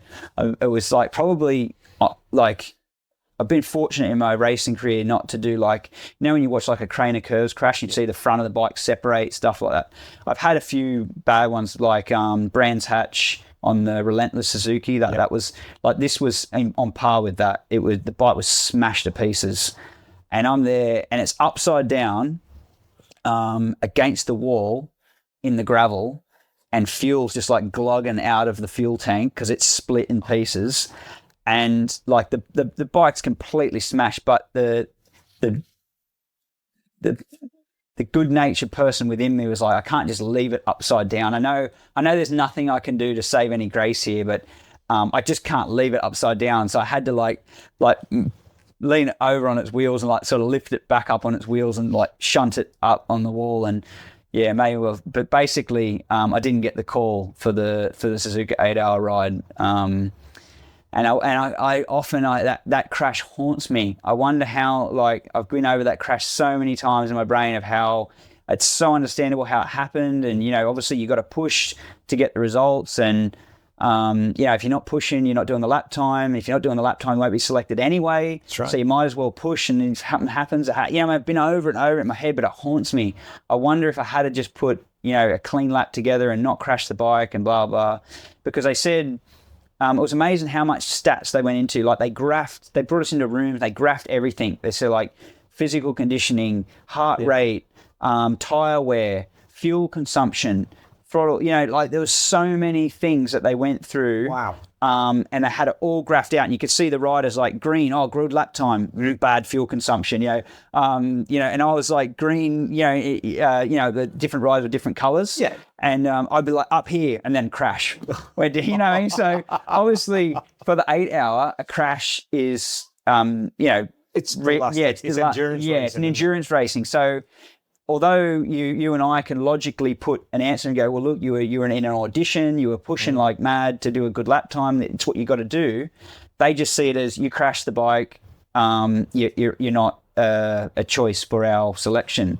So it's one of them punishing thoughts. I just wonder if I was so pleased just to ride the bike. I felt like I was in a gift anyway, just being there. So then they ended up picking Vermeulen and Katz, and they ended up on the podium. I think they got third. I can't remember. It was 2005. I think they were third. So I ended up riding. I was so desperate to be in the race anyway that I used some other contacts from home, and there was a Japanese guy that lived in Australia. Okay. And he was actually quite influential on how Jack Miller got to where he's got to. But anyway, through him, I got a ride with Yoshiharu, which is like, I think they had like 30-something starts in Suzuka 8-hour. It was like a huge number. They've been in it for years, like way back when. They'd just been this, like, they were a tuning shop, and they'd been it, and they'd raced like RC30s and RC45s and then RC51s. You know, they were a Honda team, and they'd gone through all that period of racing all these, proper racing bikes. But the guy who owned the company was really old. He'd had a stroke. You know, he was still, he was still passionate about it, but they weren't no longer. I don't think they were ever really, let's say, a leading team, but they're present for so many years. So I went and rode for them in 2005. And we ended up getting, I've got to remember, I think we were 6th in the final result, 6th outright, which was like their previous best result was like, I'm going to guess something like 18th, or, like really And we were like sick. It was like massive. Like the bike was so, I mean, I could go into another whole story with how the bike was prepared, but, and then the following year I rode for them again and we got 7th, but the year we were 6th, we were like, I might have to make it up because I can't remember, but you'll get the point. I think the year we were 6th, we were say 7 laps behind the leader. Yeah. And the year we were 7th, we were like 4 laps behind the leader. So although we were a place worse in the result, we were so much more competitive. Time-wise, we were so much more competitive, but so many other teams were more competitive too. So, so Suzuka's been like a huge part of my career. And I think a little bit of that is to do with Kevin McGee. Yes. So he was his son Jake is a friend of mine. So I always sort of followed what Kevin was doing, and he raced 500 Grand Prix as well as success at Suzuka, and there was lots about that. So I used to like speak to Kevin and ask him for advice, and he'd tell me how grueling like the heat was, and that was something I'd never anticipated. The heat, like once you do a Suzuka 8-hour, then everything else just seems to be a walk in the park in comparison. Oh, really? Oh, the heat. It's not about the racing isn't hard. It's trying to race in that heat. And the humidity. The humidity is insane. So like the whole idea, the whole concept of the event was started is like a challenge against man and machine. So they set it for 8 hours. So it was like a long race, and that would either break the man or break the machine. And they went and they picked like the hottest days of the Japanese calendar and went, right, this is the peak of summer. This is when it's going to be the most enduring weekend of the Japanese year we can predict. Quite a typical Japanese thing to do. That's the race weekend we'll decide to put it on. So it's just such a punish. I mean, and at that time, all the top factory teams had air-conditioned rooms and all this helpers run around, drying your gloves, drying your helmet, drying your suits, which I have had in recent years when I've raced there. But that first year that I rode for this private team, it was just me and what I did with my suits when I got off the bike. And honestly, the hour on the bike feels like the longest hour of your life, and the hour off the bike feels like the shortest hour of your life. But it is in a way, because when you get off the bike, your hour starts. Yes. And then, you've got to get your leathers, you got to speak to the crew, explain anything about the bike, if there's anything to speak about. Then you've got to get all your leathers and your gear off and everything and get cooled down. And then you got to get drink and food in, and then get a chance to relax for a minute. But then a good long time before the rider change is predicted to be, you've got to be ready in case of a situation. Yeah. So you've only just sort of started to get your heart rate down and your temperature down to what is acceptable, and they're going, "Oh, Josh, you need to get ready." And you're like, "No, please, no, not again." Yeah. Like I feel like I've only just been off the bike, and you probably only get a window of like, I don't know, like 30 minutes of where you're actually not like doing something to kit off everything and then start the process of putting the kit back on. Which is a good 10 minutes because you have your way. And all of my gear was like wet from coming off the bike before, because I didn't have like a dryer or a crew of people to help. I was just turning up to this like middle ranked team, that didn't have all the budget and facilities. So it was a proper rude shock. And I genuinely remember like riding along during going along the back straight. And I was like under the fairing, tucked in, and I'm thinking, this is just too much. I'm going to sacrifice a bit of aero here. I'm going to put my head above the screen just to get a bit of fresh air. And I put my head above the screen, and the air coming over the top of the screen was exactly the same temperature as the air if I was behind the screen. So I just had to be like, oh, okay, I'll just go back to here and suffer. And I thought to myself at that moment, there's no way in the world I'm ever going to subject myself to this torture again. That's it. I'm done. As soon as this race is over, I'm done. And then as soon as the race was over, we started talking about next year. It's such a honestly, it's the strangest thing. And I've been through this process so many times at Suzuka, on the back straight, riding along thinking, you idiot, you've been here before. You said these exact words to yourself. I'm never doing this again. And I must have been to Suzuka like 7 times for the 8-hour thing. So with success, podiums as well. So you've seen both sides of it in terms of riding for the middle class teams, and riding for the top teams as well. You've seen both sides of the coin with that. Yeah, definitely have. It's unreal. It's one of it's probably, like I said, after doing that, it's like as if, like, you know how to ride a motorbike, you've got the strength to ride a motorbike, you've got the skill, the endurance physically, but when you incorporate the heat with it, it puts it in another level. And for some reason, after you've endured that, everything else becomes so much easier. Like, I can't remember the year, I think it was 2010, me and my brother rode a motocross endurance race. So it was a 2-hour race, and there was a minimum of 2 pit stops. So I said to my brother, right, you're more like robust, manhandle, like fight for position than me. I'm a bit more conservative. So I said, you start the race, get us into a good position, ride for half an hour, and then come in and we'll do the pit stop. And then I'll ride for an hour, and then we'll do the second mandatory pit stop, and then you can finish off. So he does 2 half hours, and I'll just do 1 long hour. And we're like, yeah, cool, no worries. So he set off, and he came into the pit stop for the rider changeover, and he said to me, which is really uncharacteristic because my brother's got no sympathy for me at all in any way.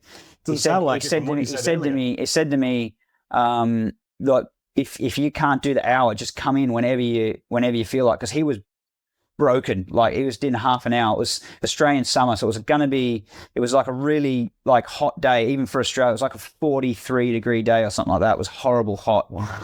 And he said, look, just come in whenever. Don't feel like you got to stick to our original plan. Just, he knew how he felt at half an hour, and he's like, if you think you're going to do an hour, no chance. So I went out there and did the full hour, and they cut the race short by half an hour because they thought the marshals couldn't cope with the heat, and riders were like fainting, and just like it was the conditions were impractical for the race to carry on. So I came through the finish, and the checkered flag come out, and I was like, what have you just done? There's still, like, I couldn't understand what had gone on. So we won the race, but the reason I could ride for the hour is because it wasn't as hard as riding Suzuka. You know what I mean? Because it's just, at the end of the day, it's just a motocross race. It's just amateur level. The speed that amateurs that we were racing against were riding isn't like professional racing. You know what I mean? So there's so many variables, but when you're riding Suzuka, you're riding for a factory. You're racing like your own sport that you're passionate about, that you've got all of your ability and skill set to. So you don't have that ability to switch off.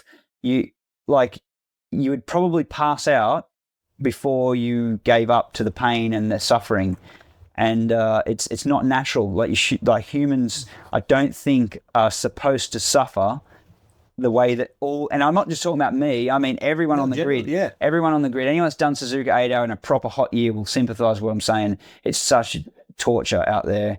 And but after that, you just seem to be able to face things and endure them. It's such a good thing to do. I don't hear any bad words said of the guys that I've spoken to about Suzuka over the years. Mm-hmm. Everybody loves it. Yeah, apart from the heat. Apart from the heat, when you're in it, nobody wants to. Not everyone loves the food. I don't mind the food that much, but not everyone loves the food. But everyone hates the heat. I'd probably struggle with the food a little bit. Yeah. I can't lie. The heat, I don't know. I've never been anything more than 35, I don't think. So I'm way beyond anything for that. I think that neatly segues us in talking of endurance and challenges. I think that segues neatly into the Isle of Man TT. Something that you have taken to incredibly well over the years. You had the little break from it and then came back last year. One question to start with. Why in the first place? I think I've done this question many times in other places, but I'll go over it again. So I knew about the Isle of Man. In fact, in 2001, my first professional year, properly, I would say professional year of racing on a 600, because the year before I was on a 125. Yeah. There was a guy called Nigel who supported me, like helped with the finances and buying the bikes, and he owned them and ran some costs of running them through as well. He used to come over to the Isle of Man and take part in it. And I remember he said to me, so I knew about the Isle of Man, but it was such a side thing that it never even entered my mind. And being Australian too, you're so, I don't know, because there's a lot of like, forgive me for the phrase, but there's a lot of older people that seem to know a lot about the Isle of Man in Australia. But at least in the generation that I was growing up with, it was not something that I was really understood or was exposed to, and didn't really take much interest in it, because I always had this idea I was going to go and race Grand Prix bikes like Mick Doohan and Wayne Gardner and all that sort of thing, you know. So, so I knew of it. It wasn't like it was this mystery thing that I didn't know. I don't know how I learned of it, but I remember Nigel would crate his bikes up in Australia, send them over to the Isle of Man, and go and compete. And he would even say that he took part. You know, he was never competing. He was taking part, but he loved it. And he said to me, I don't know why, he said, I can't remember exactly the words, but something along the lines of, "You'll never do it. Make sure, promise me you'll never do it." And I think because he recognized how much risk is involved. Absolutely. So, and at that time, I genuinely said with pure honesty, yeah, I'll never do it. You know, I had no interest in it. But then when I came to race, which is a whole nother story, I come to race British Superbikes, rode for HM Plant Honda. At the time, John McGuinness and Steve Plater were the factory riders competing at the Isle of Man, and I got invited because I was racing British Superbikes for them. So they just said, I can't remember exactly how it came about, but it was something along the lines of, come over for a jolly and watch our main roadsmen compete. And I was like, yeah, sounds good. So I went over and I shared the drive from the airport with Philip McCullen. Yeah. And I'm sure he won't be found. I didn't know who he was because, again, it wasn't on my radar. No. And I was just sharing a car with a guy that had something to do with Hondas. And then by the end of the car journey, I knew he was a motorbike racer, and he'd had a lot of success around the Isle of Man. And it wasn't like he was trying to big himself up, but I'd learned enough about the conversation to like catch on and think, oh, he's someone. And so I got to the paddock. They dropped us off at the back of the paddock, and I think it was a live track when we arrived. So I walked up, through the paddock area, and no surprise, big HM Plant Honda truck.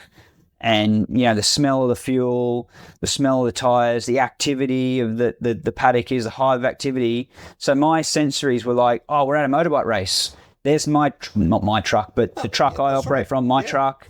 I see the mechanics, they're my mechanics. I see the bikes, they've got the wrong number on it, but they're similar to my bikes. It's the same clothes. Everything about it was a motorbike race weekend. So everything within me was like, heightened, and ready to be like, I'm supposed to be racing, and this is the brain's like fighting with itself because I'm on holidays, but I'm at a racetrack.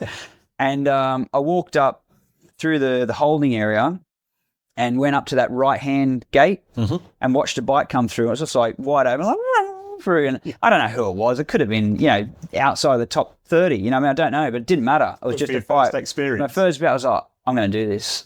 It was like that instant. I was just like, wow, I'm going to do this. It was like all the racing vibes were in me and ready to go. And there's a motorbike race, and just the pure feeling of the bike rushing past, it just screamed, you've got to have a go. And it was weird. I didn't know how to deal. I didn't know how. I was kind of like having this like little discussion in my own head, but unconsciously, it's like, no, this isn't what you do. This is dangerous. It's risky. It's stupid. Blah, blah, blah. And then you're like, yeah, but it's cool. Look at it. And it's just like this like moment of like kind of like unknown emotions. Yeah. And it took a long time to sort of like exercise what I wanted to do. But you got to remember, so in Australia, you can get a motorcycle license. So a learner's, because when you get a learner's car license, you have to display an L plate. And a learner's, to ride a motorcycle, you have to display an L plate. But you can get your learners at a younger age for a motorcycle than a car. So the first thing that you can get to drive, be licensed to drive, is a motorcycle. And the other thing is, if you've got a learners on a car, you have to have an accompanying driver with you. So you have to have your mum or your dad or whatever driving along. But when you get your learners on a motorbike, you're on your own. So anybody wants to get a motorbike because that's their freedom. So the day that I was eligible, because, you do the calculations when you're leading up to it, probably 3 years in advance, you're counting the days down. So you know exactly the day when you become eligible. So probably a year in advance, you've already booked that day. Like that day that it comes that you're eligible, you already got the booking. You're not going to wait for that day to go and then go, oh, hold on, there's a 6-week wait for a space. You've got that lined up. So that day that I was eligible, I was on the bike and doing the course and getting my oil plates, and I was riding. The truth of the story is, this is where the bad boy Brooks comes in. I was already riding on the road anyway, but we'll get over that. As soon as I was learner legal, I had a motorcycle. I was riding on the road. And so the safest version of motorcycling you can do is what we're doing here at the racetrack. Yeah. And probably the most risky version of motorcycling you can do is getting your learners, getting on a motorcycle and heading out into the big wide world on the public road. That's the worst, the two extreme. And I've done both of them. Yeah. Racing bikes every weekend, and I've got my road license, learner, no experience, bit of motorbike experience, but no real world street life experience. Yeah. So why wouldn't I do the Isle of Man? I mean, if that's somewhere in the middle, if that's the worst, the most risky thing you can do is have a motorcycle license and ride. I've already done that for years. The TT falls somewhere in the middle of there. So it seems strange that you wouldn't do it. Like, you have to ask you more questions as, why haven't I done this? Most people ask you, why would you? Yeah. I ask myself, why haven't I done this already? Why have I waited so long for this to happen? It's a fascinating thought process. So, to cut to the point, work through a few years of trying to convince people to let me have a ride, and then finally Philip Neal did, and rode my Superbike around the Isle of Man. Did you find that difficult, of trying to get people to accept you as a? I kept leaving it too long. I kept leaving it too late. Okay. Right, so I do my BSB contract because obviously that's my day job, that's my career, that's what I'm focused on, that's what's happening. And I keep thinking that TT's miles away. Oh yeah, way late in the year, like May is when But I mean, it comes around so quick, and every year. So I spoke to Neil Tuxwell, and says, "Oh, I want to ride the TT," but it was probably a month before the TT. You know what I mean? Because the year goes so quick, and you're so fixed on BSB. Yeah, I left it too late, and I was like, oh, I should have done this when it was contract time. You need to be looking for it for next year. Yeah. So I rode 2009, 2010 with Honda. Yeah, and I can't remember exactly when. So obviously 2009 was the first time I went to the TT and thought I want to do it. So 2010, when I asked to do it, it was definitely too late. I can't remember when it was, but it was too late. And they kind of laughed, like as if I was joking. I think they thought I was joking, but I wasn't. So then I rode 2011 with Philip Neal, and I did a parade lap on the Relentless Suzuki around there because I wanted to ride the TT. But I can't remember why it wasn't straight away. Again, I probably left it too late or got distracted by changing teams, and there was too many other things. So then 2012, I was like, yeah, definitely going to do the TT this year. And I think I may have, again, left it too late or just wasn't forceful enough with my demands. It's not demands, but requests. And Philip, like everyone else, thought, but you don't need to. Why? I mean, I don't need to race motorbikes. What I need to do is breathe. I need to sleep. I need to eat. You know what I mean? Like, these are the things I need to do. I don't need to race motorbikes. So why has need got anything to do with it? I want to race motorbikes, and I want to do the Isle of Man TT. That's all. We've got to focus on the wants. Yeah. So Philip was kind of, I don't know. You'd have to ask Philip. I don't know what his ideas were, but he had this attitude that I was wanting to do it for money. He's like, right, there's no money in it. You're not doing it for money. I says, I don't want to do it for money. I want to do the TT. And so for 2013, I said, if you don't put me on the bike for TT this year, I'm not going to re-sign next year. I'm going to go and ride for Clive Paget or someone that will put me on the you out TT. there on the roads, yeah. So so he did. But he says, I'm not paying for anything. Paying. He didn't charge me for fuel or tires or the You're running not costs going to of the wage bike. out of it. Yeah, but I'm not going to go there and earn anything. Yeah. It's going to cost me money. It cost me money to drive down to the docks. It cost me money to get on the boat. I all the things that I had to do to get me there, I had to pay for. So don't feel hard done by Josh. Oh, poor Josh. No, you know what I mean? that shows the want to do it. It was like all the big costs were covered. Like I've sympathised with all the amateurs and people that are trying to get on the Isle of Man TT, even the Manx, and how hard it is. And I know I haven't had to endure all that, and I'm grateful for all the opportunities I've had. It's not that. It's just I'm trying to emphasise that everyone was trying to convince me not to do it, and I actually had to, go against the grain to get that chance. And then, in 2013, I got to go out, and then we were talking about what bike to go on. They were saying, because at the time we were racing Super Sport at it was Taiko Suzuki at the time. Yes. So there was Super Sport bikes, Super Stock bikes, and then my Superbike. And they was like, oh, you should just dip your toe in the water in a Super Sport, blah, blah, blah. Don't, And I was like, no. The last thing I want to do is ride a bike that I don't know, on a track that I don't know, on tyres that I'm not familiar on. I just want to ride my Superbike on my tyres that I ride every weekend. And all I have to do, because when I ride my Superbike, it's an extension of my body. It's like I don't think about the bike. I'm thinking about brake point. I'm thinking about apex. I'm thinking about lean angle. I'm thinking about, all these external things. I'm not thinking about brake lever and, seat position and footrest and what gear I'm in. Like people say, oh, what gear are you in here? I don't know. My body just does it instinctively, like all that stuff is just happening. I don't even think about that. And I think that's what makes riding on the street so much easier for me.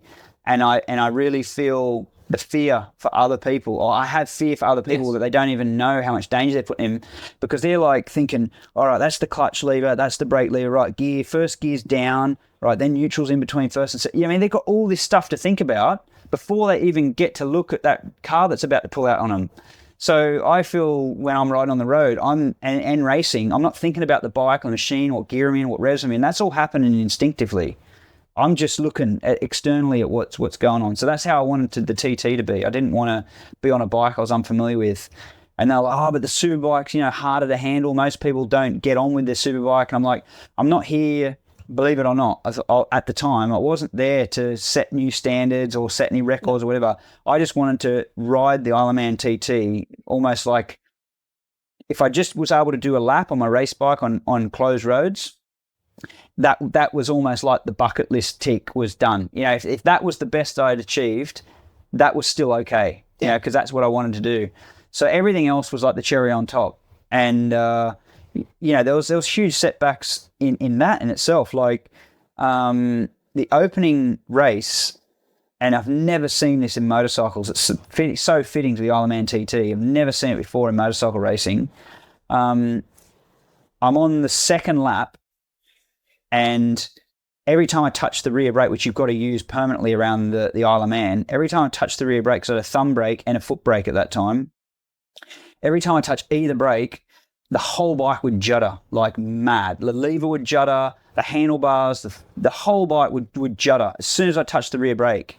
And I'm like, that's weird. I've never experienced that before.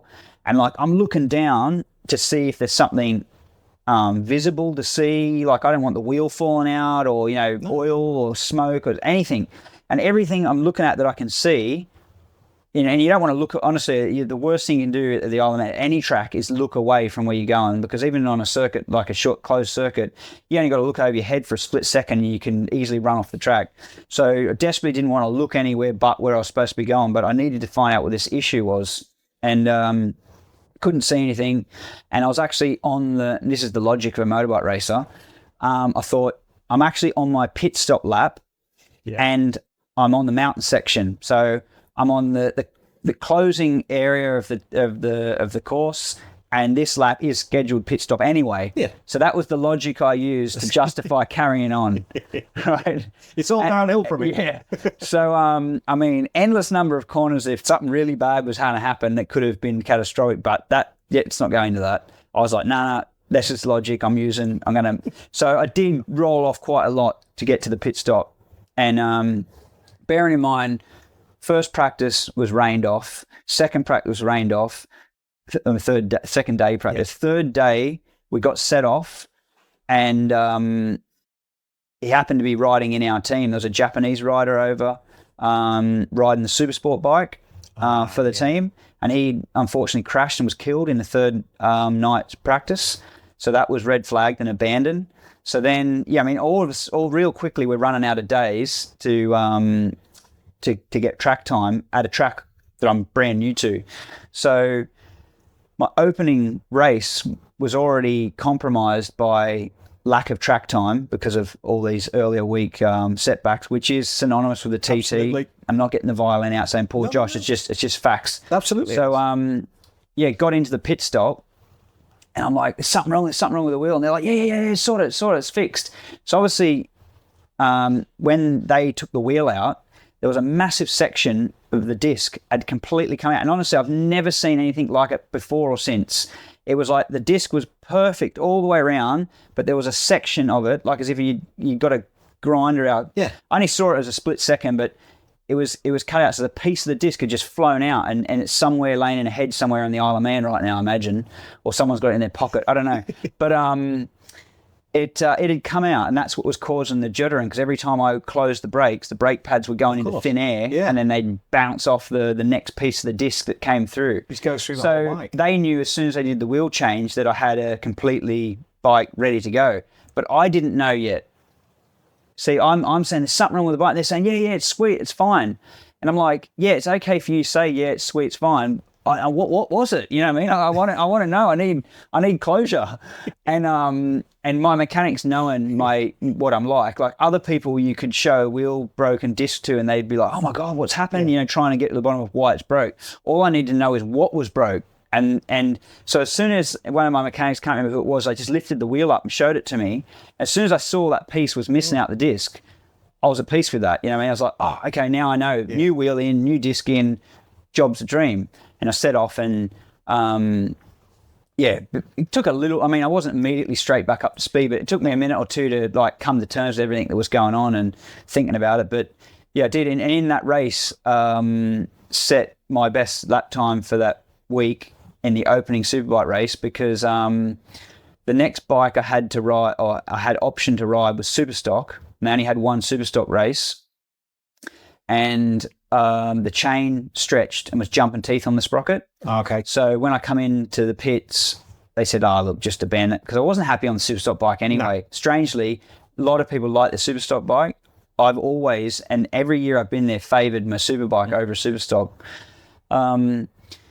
So that race was abandoned because by the time the sprocket had been damaged, and by the time they didn't have a sprocket there, because I weren't expecting to damage a sprocket, so by the time they ran back to the pits and got another sprocket and blah blah, they just like, look, you know what, let's just forget it.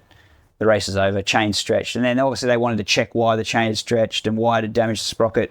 And later on, it's easy in hindsight to go, well, it could have been fixed, but at the time you don't want to risk it. You can't do it. Not there. Scrap that race. So then I only had the senior left, and went out in the senior, and one of the earth straps snapped off of I think it was the opening lap. The earth lead, where you got all the bundle of leads onto that one big kind of strap, bolting point. That had terminal, is what the word I'm trying to think of. I can picture it. Yeah, that terminal had just had a crack through it, probably during the week of practice, and the opening lap of the senior, it broke off.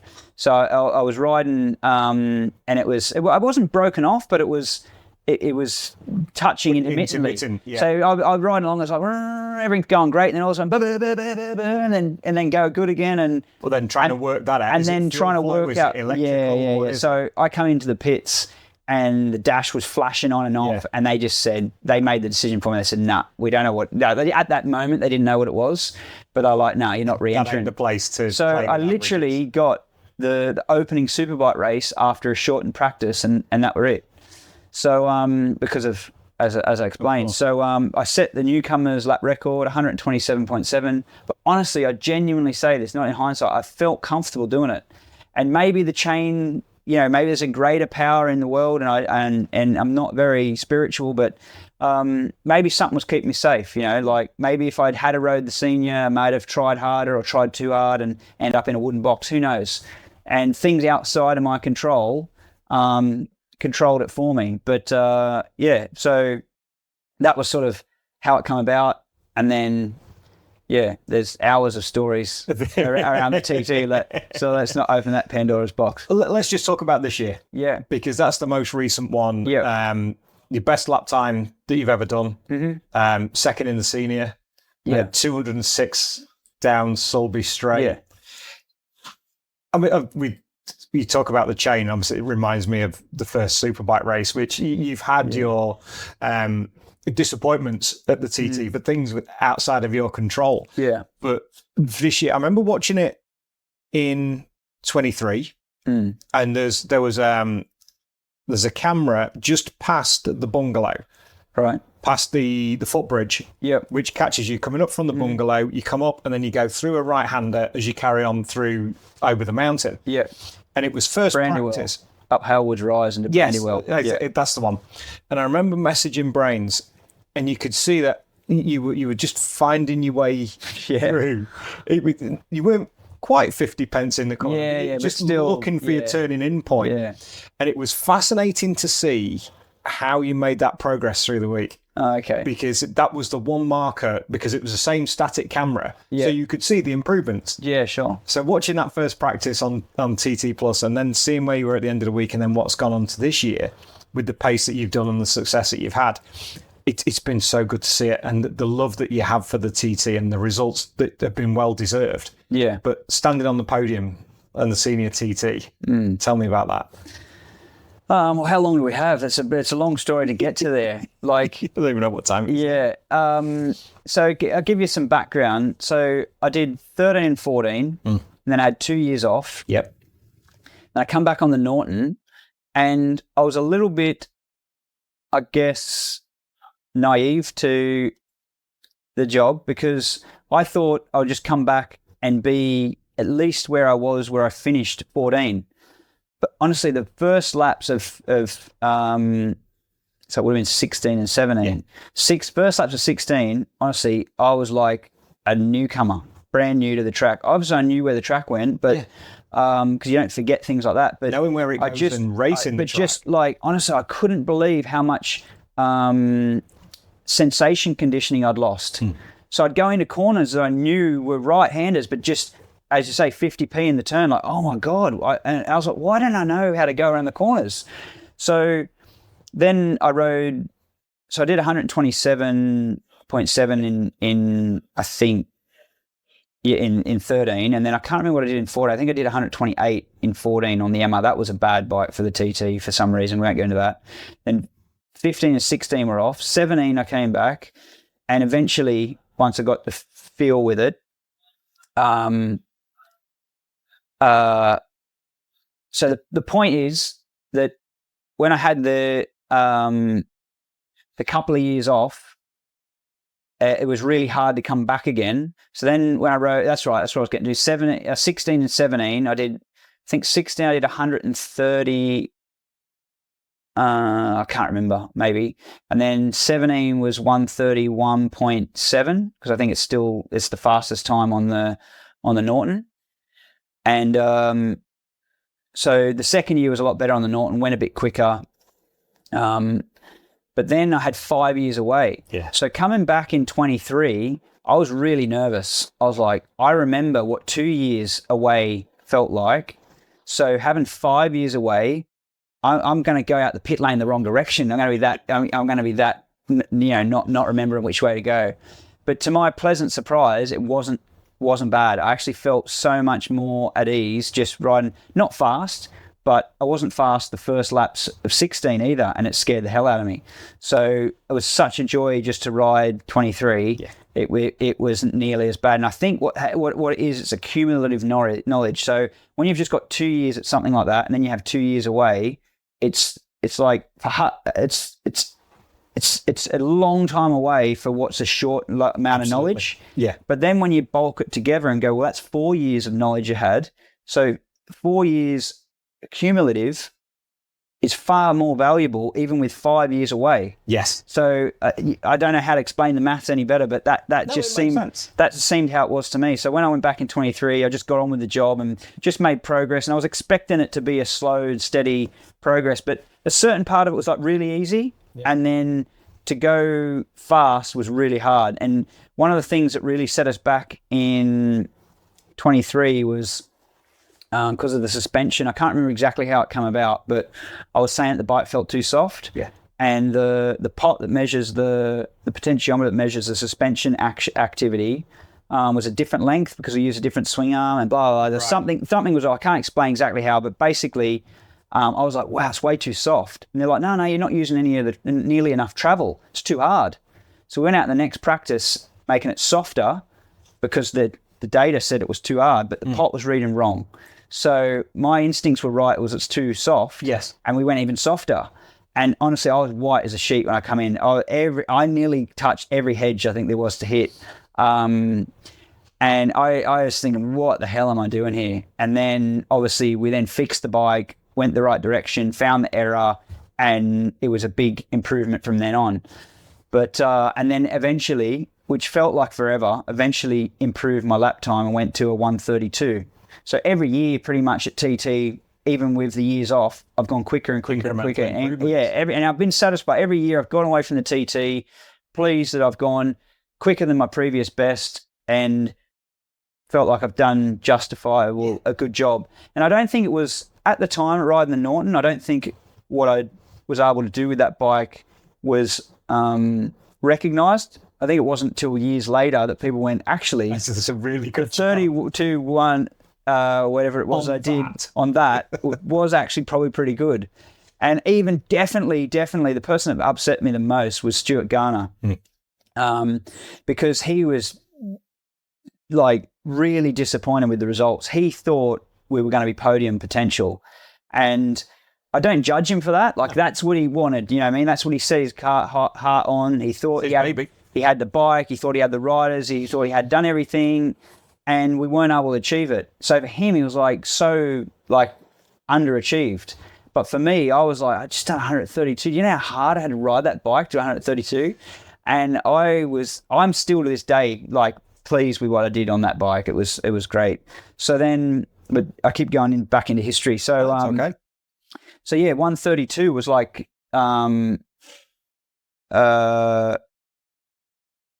what I got to in 23. Yeah. So then this year the target was to better that. So I had so many things go wrong. Like I was riding Super Twin, that kept breaking down. You know, I ran off the track. I was on the grass at one point, like just because of like things cutting out. So that really, when you do things like that, it really throws the wind up. You know what I mean? Because there's not many areas to avoid. And there's not many such. You don't need the self-preservation caption coming up at certain times. No. So that was a problem. And then the Super Sport bike ran perfectly, but I just, because it's not a bike I ride every week in, week out, I just didn't have that connection with the bike to get what was needed. It's a different way of riding, isn't it, around that? And I feel like I underperformed on the 600. And then, like, I don't remember what bike I was on, either Super Stock or Superbike. I hit the bird in the face. I went up the curb one of the days. And this is another one I've got to explain. So just for you to understand, like, if you go flying into a corner and you're on the brakes and you're going in with too much speed, you're like, oh, crap. That's a really uncomfortable situation. Yeah. You're already on the brake because you're trying to stop. You've now realised you're going in too fast, so you either have to brake more or try and stop more or lean more. In a corner, you're already carrying too much speed forward, and it's going bad. So you're already in a compromised situation and you're being forced to make more compromising decisions. So it wasn't one of those. It wasn't like heart in your mouth, oh, I'm running wide, I'm out of control. It was, I'd already done the braking bit. I got in, there's a big trough sort of bump on the way into Kirk Michael. So I got through there, got back on the throttle, and every lap I was trying to, as you do, naturally try and go quicker. So I was accelerating harder and harder. And that particular lap, I'd obviously got on the gas earlier and harder and accelerated. But when you do that, the rear of the bike squats and you start using more track because you're going quicker and the bike's not steering as quick because it's sat on its backside. So I'm running out of track because I'm trying to accelerate. And then I did that stereotypical thing you teach people that are learning not to do, is point fixation. Where you look is where you go. So my first instinct is, I'm using a bit too much track here whilst I'm trying to accelerate hard and go fast. So irrationally, I looked where I might end up going if I continue to make this error of track position. Which is the only place where you race that you would do that. If it was I wouldn't even think about it. But for some reason, this irrational mind went, where are you going to go if you keep running wide? So I kind of had this like look over to the left, and I'm like, oh, I'm really going there now. So it wasn't like a massive, it was bad enough. It wasn't this massive fear of, oh my God, I'm going to die. It was just like, oh, I'm running out of track. So the first thing was, shut off a bit, which I think if you listen to the audio, you can kind of hear a kind of close the throttle. Yeah. Maybe momentarily, if that at all. And then I was like, well, riding up a curb on closed throttle is just going to make an already awkward situation worse. So I just got to get back on the gas and just ride it out. Yeah. So I just did what any experienced motorcyclist would do, is open the throttle, ride up the curb, look where you're going, and then ride back off again. It all sounds very easy in theory, but it was a bit challenging. But in the 3 seconds of life that it took, that's how you have to react. As a professional racer compared to me, I don't know, I would never be in that situation. Well, I hope no one's in that situation. But so I had that. There's all these situations that disturb in the practice. There's all like little minor details about setup, what springs to run, what tyre pressures you got, how well the tyre's working, how amazingly fast Hickey is. Look how good Hickey's going. But you know what I mean? That's just how it is. It's he's a benchmark. So you kind of look at that and you have that to gauge. Went into the first Superbike race, chain snaps. So I was like, people aren't going to really understand the mentality, but I'm not thinking, I've lost a result, because I wasn't going to win the race anyway. I wasn't going to beat Hickey if he's on. I'm not going to beat Davey if he's on. I'm going to beat Michael Dunlop. I'm not going to beat Dean Harris. There's so many people that they're clear performing better than me in that moment. But I lost 6 laps of learning time at the beginning of race week, and I was so bummed with that. I was like, just couldn't believe that, it was, another setback has come. So anyway, the beauty of that is I was out on the track watching the people that I have to race against doing what I'm trying to do.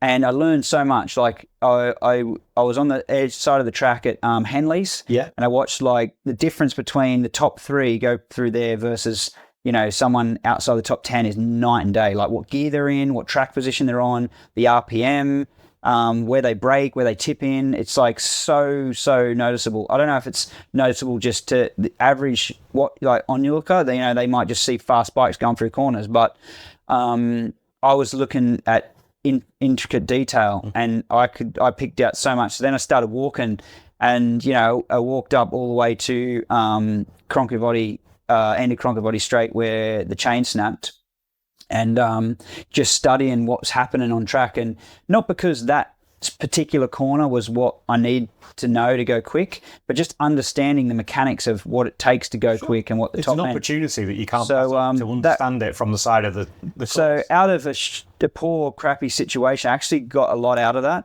And but I was beating myself up, missing that. And then we went into the super stock race, and in the pit stop, something had happened. We found out this later, obviously. But something happened with the tank breather. It has a breather pipe that goes into a catch bottle. Yes. So obviously, if the fuel expands in the tank, it's got somewhere to go. But it's not just going to drip on the floor. It goes into a bottle. Yeah. Well, somewhere in that line, the hose got kinked. So the fuel, it couldn't breathe air into the tank. So the fuel pumps inside the tank mechanically powering away, firing fuel, the injectors, and doing what it does. But there's no air getting into the tank to replace the fuel that's going out. So the tank's getting under a negative pressure more and more and more, suffocating the tank. Basically, the tank's trying to come in on itself. And so when I got into the pit stop, no one's aware of this at all, because the engine's running perfect. The fuel pump, amazingly, is stronger mechanically than the air pressure that was creating. So it's still feeding the injectors. Everything was running perfect. But got into the pit stop, and can't get the fuel cap off because the suction is so strong. So initially you think there's something wrong with the mechanism, and then, you know, the mechanics are starting to panic because they've got one job. You know, I feel sorry for them. They've got one job, and they get to this moment, they've trained, they've practiced, they've memorized the fuel cap, how it works. Fuel cap won't come off. They're in a panic. They're pulling like mad. And they snap the little like loop off the ring pull, and it's still not coming. And then someone's like, you know, someone had the idea to pry it off, you know, just force it off. So they got a screwdriver and forced it against the negative pressure, and it come up. So then the understanding was, it's the tank's under negative pressure. And even at one point when they were like bashing on it, the tank even caved in a bit because of the negative pressure was so much. And then, but what we didn't know at the time is that the negative pressure was so much that when they did force the cap up, it made the O-ring that seals it roll down the fuel cap. It wasn't sitting in its seated place. So as this is happening, seconds have passed and passed. It feels like an eternity. So I'm sat there, and then eventually we fill the fuel tank up because we got the cap off, blah, blah, blah. Go to put the cap back on, it won't go on. And like, why won't it go back on? I mean, everyone's faffing around trying to get it on, and then realise that, you know, this happens in a matter of seconds, but it feels like eternity. So then they reseat the O-ring, get the fuel cap in, and I head off. But how do you commit to I mean, unless you're Michael Dunlop, how do you commit to a race that you've lost all this time? You kind of... And I went into that race knowing it wasn't going to be my strongest race. The Superstock bike, there's a lot of guys are strong in the Superstock category. So it's a hard class to get a result in anyway.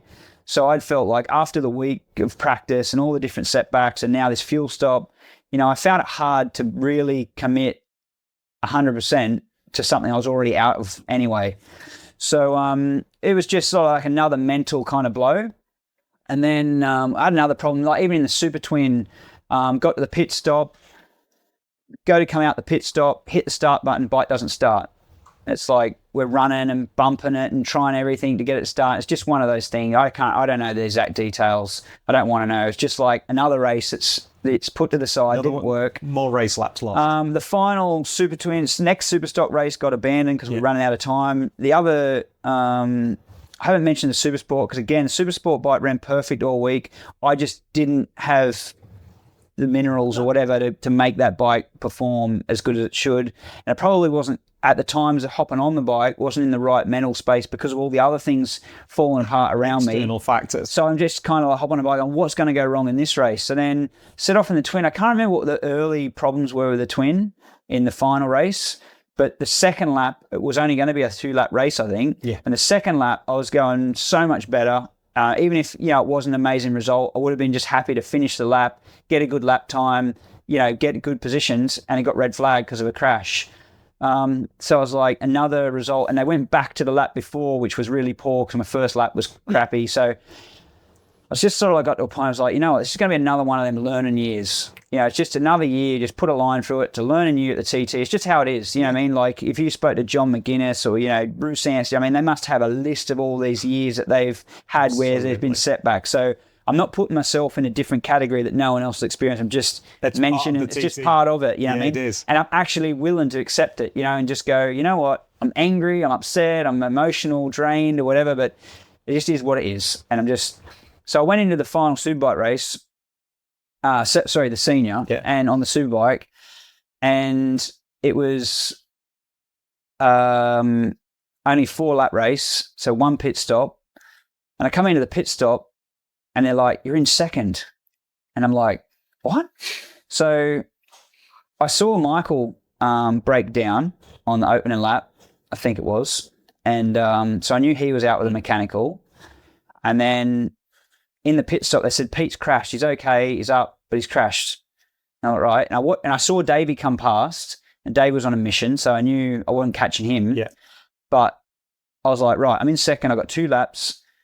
And I set off and I'm thinking, right, do I just ride around and conserve and try and just, I don't want to ride too fast that I break something, you know, every noise was like the chain was going to break again or something was going to go wrong. And so I had this sort of like fight in my own mind is like, don't race the bike because what if something goes wrong and you lose a position, you know, you'll be just devastated. And I'm like, but that's not really me to just sit and ride around. And it's laps that I need to, you only get one TT a year. So if you don't learn as much as you can, if you didn't understand that through like losing 6 laps at the start of the week, now don't lose another 2, just saving the bike, just riding whatever's meant to be will be. So I just set off and just rode the race the best I could and how I would have rode regardless of the result. Yeah.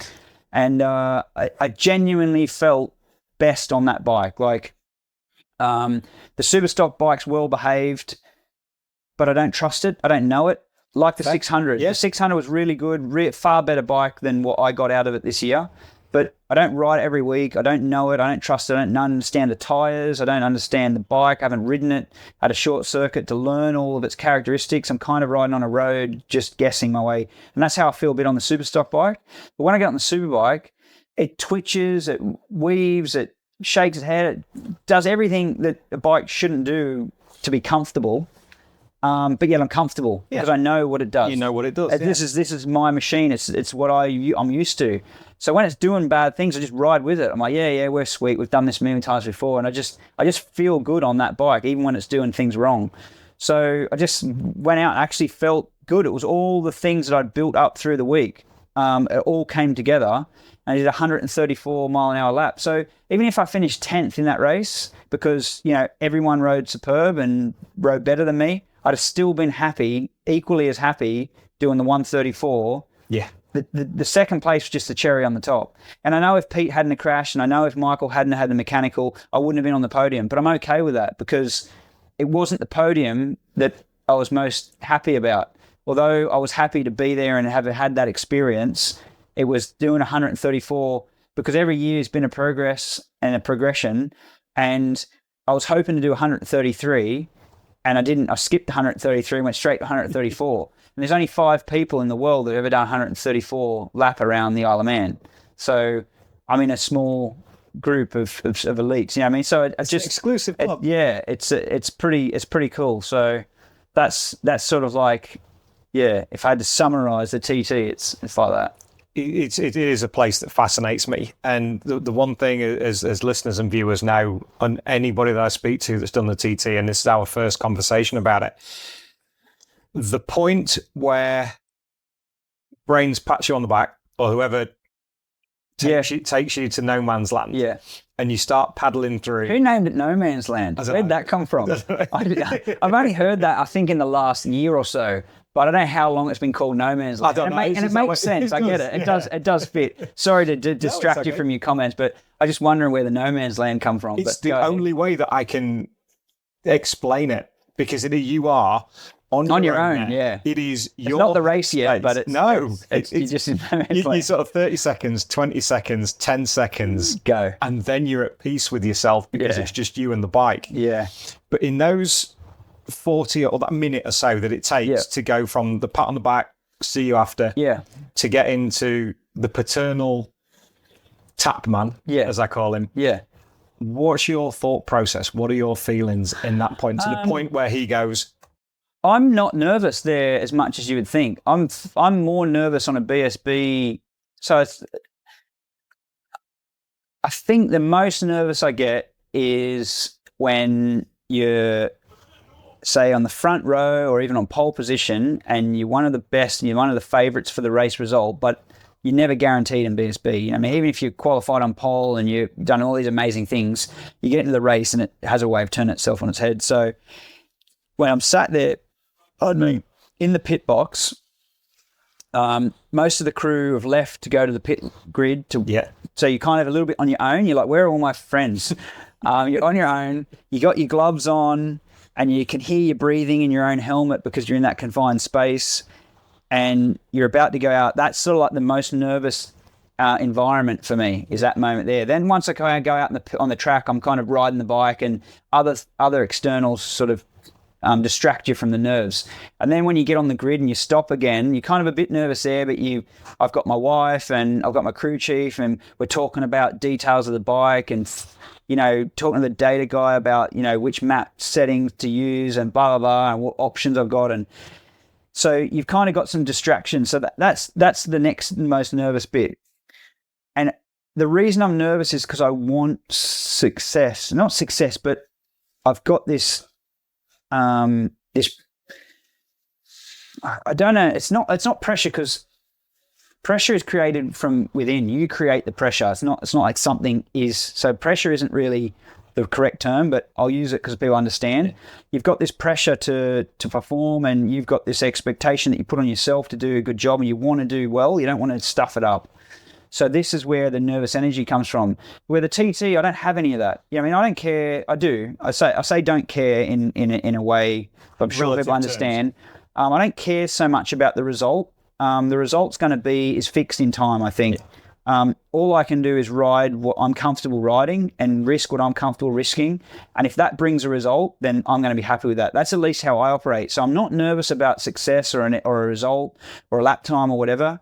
I'm just nervous about what if the brake pads fall out? What if there's oil on the track?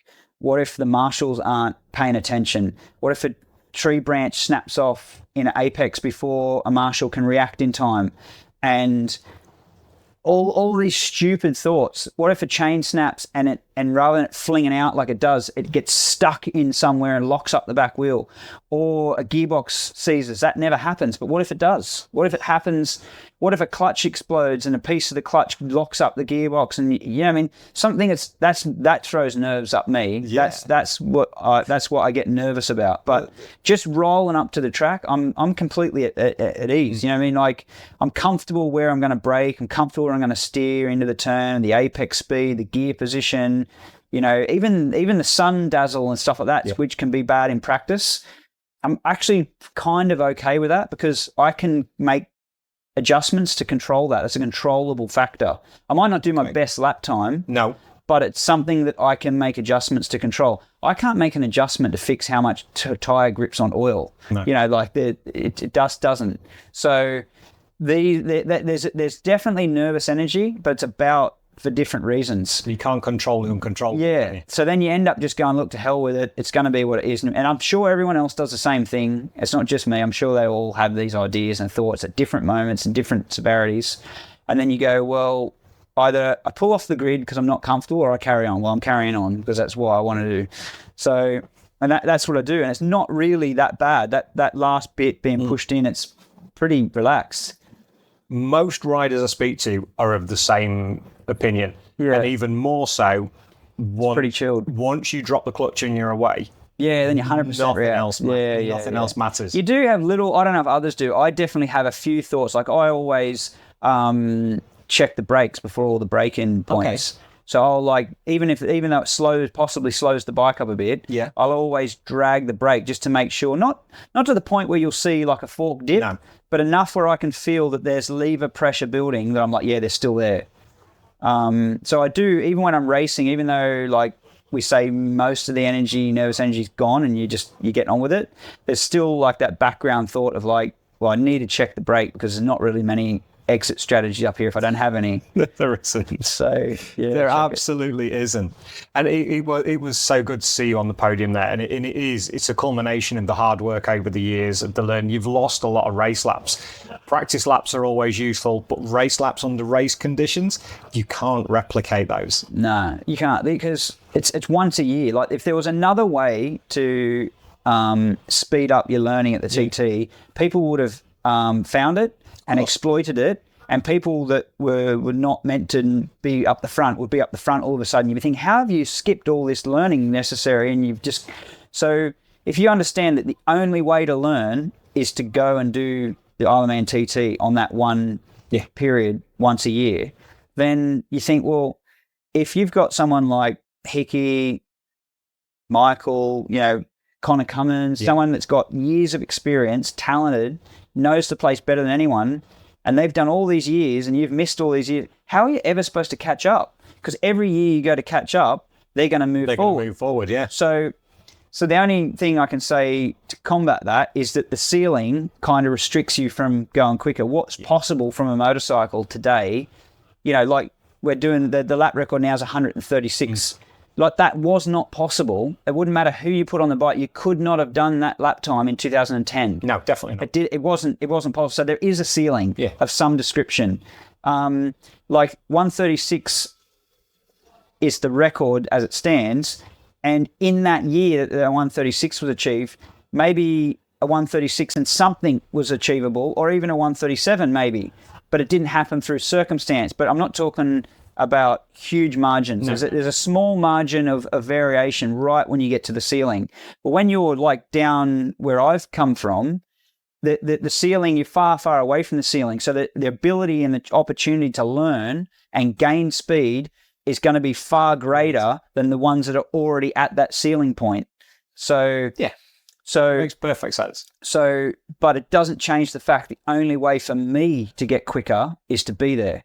No. So it sort of accelerates the urgency of, I need to be there and I need to be on every class, because if I have a chain break and I lose those 6 laps, I need to quickly get out in the next class and try and make up for the lost time. But you're never going to make up for the lost time. Forget it. The time that's gone, it's gone. It's never going to. But that's back. why when people go, well, why are you so upset? You know, you weren't in really a strong chance of a result in that race anyway. I'm like, it's not about the result. It's about my opportunity that I've lost to learn and then in the future create a result. You find that a lot. And it's those laps that you lose. It's not like having FP1, FP2 qualifying and 3 races on a BSB weekend. That is your moment in time. That is that Superbike race on the Sunday. That is it. You've got 6 laps. If something happens halfway around that first lap, that's it. They're not coming back. Yeah. So you have to take the advantage and take the opportunity whenever you can. But over the 3 practice sessions at BSB, you might do 40 laps. You're not doing 40 laps at the TT. Exactly. You know, so you can afford to lose a couple of laps around the BSB circuit, because the next practice you'll gain them back. That's what I mean. The continuity is there for that in a big way. Yeah. A lot of people will be asking. Thank you for that. That's absolutely fascinating, and there's so much more we could talk about. Oh, absolutely. It doesn't stop. It's maybe we could do this again sometime. Yeah, I'd be happy to. Yeah, cover some other stories. stuff. Yeah. We should actually make some maybe notes of like stories that are valuable to bring to the conversation. But anyway, that would be fabulous. I don't want this to be the first and only time we do this, because there is so much more to talk about. It's fascinating to sit here and listen to it. We have to touch on next year. Silly season's in full flow. What's the future for Josh Brookes? Do we know? There's lots happening, but not anything that I can discuss on a podcast. So I'll just leave it at that. That's fine. Yeah, that's fine. I know people will be wanting me to ask the question. I know, and I'd love to answer it. And I'm honest. I would, if there was like a fixed answer that I could give that wouldn't compromise the situation. I would, if there was even little hints of what I'm doing that it would be exciting or dull. You know, I mean, I'd bring them in too. But right now, it's inappropriate. You know, with the information that I've got currently, to elaborate further on the details. So, unfortunately, have to disappoint the viewers.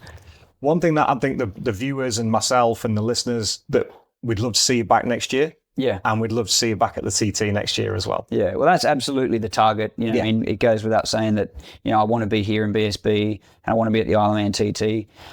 There's just so many little intricate pieces that, you know, like look in the past, I didn't ride 15 and 16 at the TT because of BSB commitments. Yes. I didn't ride 19, 20, 21, 22 at TT because of BSB restraints, you know what I mean? Yeah. So I don't want to fall into that category. No. And obviously where I am now means BSB and TT. So, you know, there's so many reasons, you know, that I could go into detail. There's a lot of pieces to fit into the jigsaw. Yeah, it all has to make sense for everybody. Of course. So we'll go with that. Appreciate that. Thank you very much. We have our Patreon page. That we have our great patrons who help us out with the show, make contributions monthly, and what we do, we let people know in advance who the guest's going to be, and they send in a couple of questions. Okay, cool. So if you don't mind, this could go on even longer. I haven't even looked at the questions either. I don't have a heads up on the questions either. Okay. Where are we? Let's have a look. Questions for Josh Brookes. Here we are. Okay, there. Oh, crikey. There are a few. Let's have a look. Okay, we've kind of covered this a little bit from Rosalind Fizzler. We know you can run at the front when everything is working well. How do you stay motivated when things don't go as planned?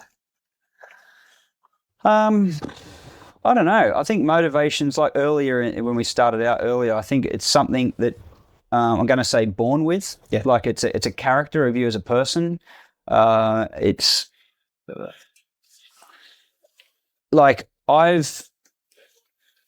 don't want to say the most dedicated, but I must be one of the highest in dedication to a sport. I've dedicated a whole life to the motorsport racing, motorbike racing journey. Like there isn't anything really else that occupies my mind apart from the racing job. So I know there's other people that have been successful, even world champions, and they've got downtime, they've got other hobbies and sports and family, they've got kids, and as soon as they go away from the racetrack stops, and they're just like their kids and their wife and their family and their home and their loads of other things. Yeah. Like I've sacrificed everything that I know how to within reason to apply more time, energy, focus, whatever you want to call, to the racing job. So I think I'm motivated by how much of my life I've put into it, that it would be a waste if I didn't give it 100%. Absolutely. So regardless of all the little setbacks, they're just bumps in the road. You know what I mean? The greater picture has had greater sacrifice than this moment. Indeed. Fascinating. And when the racing comes to stop and you decide to hang up the leathers and the outline, don't even talk about. I don't know. You're going to be fucking amazed at the world. Yeah, out there. Yeah. No, I know. Disappointed as well. I know about the world. No, I've learned plenty. I've learned plenty about the world. But I think I'll do something within motorbike. It would be I couldn't live knowing that with all what experience I have, and then walk away and not apply it continually, to apply it to racing, not in myself but in some other fashion. So at some point when that does come, then I'll look for another way to use what I've learned, because there's no textbook or university degree to get what we've got here in this paddock. So it'll definitely be applied in another way. Hard work and talent beats talent every time. Mick Strickland, if you could start your racing career all over again, which team would you like to race for and why? Also, which team wouldn't you want to race for again and why? Like I say, I'm reading these. Yeah, okay. So if I could start over again. Yep. Which team and why? The problem, this is the problem. People, I don't think, and I don't mean this at your patron, but I feel like there's a lack of understanding from the general public about how you go racing. In the fact that they think you pick and choose what you do. That's a podcast all on its own. How it works. I feel lucky and honoured to do every race weekend I do. I'm just an employee. I sometimes have to pinch myself. I'm sat there in my leathers. Best quality leathers and boots and helmet and gloves, and being paid to race motorbikes. I've got all these people running around, pulling the tyre warmers off, making sure the bike's warmed up perfectly, all these details. And I'm the lucky one that gets to go and ride it. It's just like the red carpet's laid out for you. I genuinely feel grateful for every moment that I get. So I can't just go, if I lived over, I would pick that team because I know that team's better. Every single opportunity I've had, I've been grateful for. Even if people don't think I show it, and I probably don't show it enough, I do genuinely appreciate all my chances I've had, and I couldn't say someone I wouldn't want to ride for again, because it was already answered previously. Even when times were tough and the bike wasn't right, and maybe they weren't the best people I've ever worked with, they still did the best they could or what they thought was the right thing to do at that time. So I can't undo or redo it another way. You know, I mean, I have to be, you know, I would do things different and maybe earn a different ride, but I genuinely feel like each ride is earned.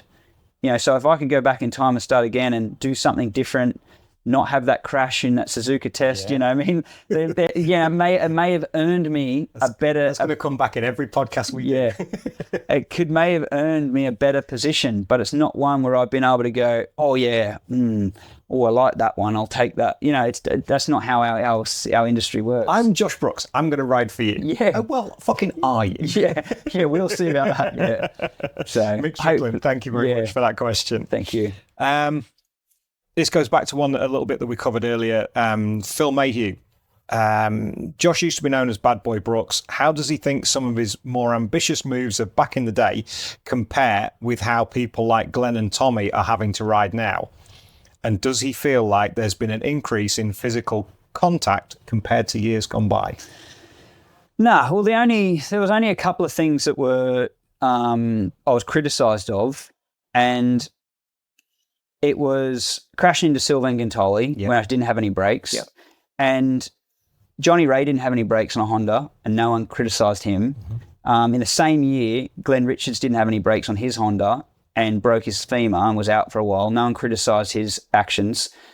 But for some reason, when I didn't have any brakes, I was criticised, which, I don't know, we'll just leave it at that. I don't understand that. That's besides the point.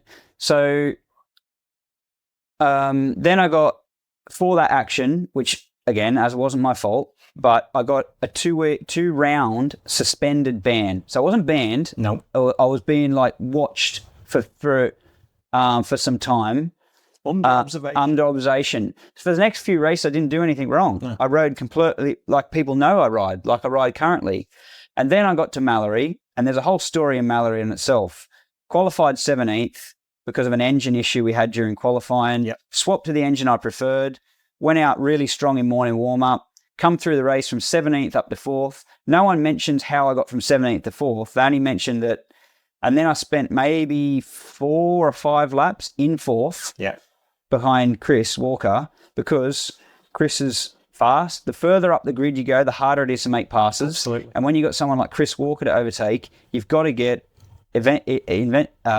resourceful, because he's not just going to hand you the result. You've got to pull something out the bag.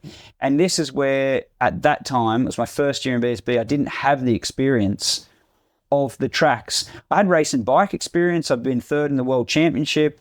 You know, I'd raced against, you know, everyone's favourite Johnny Ray and people like that. You know, at that time, I already had a whole load of experience, but I didn't have any at Mallory Park. So I was just looking for an opportunity anywhere it came. Tried to overtake Chris, went out onto a part of the track, which, you know, anyone that knows Mallory Park and did at the time sympathise with the situation, picked the rear wheel up. Anyone knows the only way to get the rear wheel to go back on the floor is release some brake. But I didn't even really get a chance to do that. It was all, everything was closing in, and I crashed. God forbid I make a mistake, you know what I mean? But I just got drawn into a mistake. It wasn't an aggressive pass. It wasn't a meaningful pass that had an outcome that I could have predicted. Yes. It was genuine lack of knowledge for the circuit layout. You know, you don't go to Phillip Island and find that the right-hand side of the track's got a massive bump in it, the left-hand side of the track doesn't, you know what I mean? But when you come to BSB, you've got to be willing to learn, you know, and at that time, I was in a learning phase, you know, so, and the real truth of it was, the only thing that hit anyone was me, and my hand actually hit, if you look at the video, my hand hits the back of Simon Andrews' bike, and he falls off. My bike didn't hit anybody, fortunately. I'm grateful for that. But when it hit the ground, back then we didn't have these GB racing covers and stuff like that. So it just left some oil, and it wasn't even a big amount of oil. It was just a streak of oil across the track. But everyone knows when you get hard braking into a hairpin corner like at Mallory, hard enough to manage on its own, and you put a bit of oil on the track, it's just a domino effect. Everyone just sort of fell over. So, you know, I mean, when you break it down, if you're willing to, you know, I mean, the people that, this is where I don't get hung up on it too much. The people that that I can't, what's the right words? The people that I can't get favor the situation for how it was, I'm never going to get them on side anyway. No. So I feel like I'm wasting my breath, and all I'm doing is emphasizing to the people that already have been able to watch and recognize what happened again. So it's justification all over again. Yeah. So it wasn't a hard pass that I was trying to do. Blah blah. And then obviously, as a result of that accident, which again I don't understand, because I served my time penalty for the original accident, which again wasn't my fault, but who wants to believe that? I served my time. I'm on clean slate. So that accident that happened at Mallory Park should have been taken on its own. It should have been an incident. Yeah, it should have been one incident, but it wasn't. It was like as if they were gone back to when I was on probation again. So it's cumulative. So then I ended up with the ban for 2 race weekends, and I'm like, how do they relink? And they go, well, we had to impose a heavier penalty than the previous one. So anyway, that's something to do with BSB. Anyway, I don't hold a grudge because I'm still here. Exactly. Exactly. So the point is that these incidents that I was nicknamed Bad Boy for actually weren't in any way strong or harsh passes. In the years to come, there were strong and harsh passes, but I felt like maybe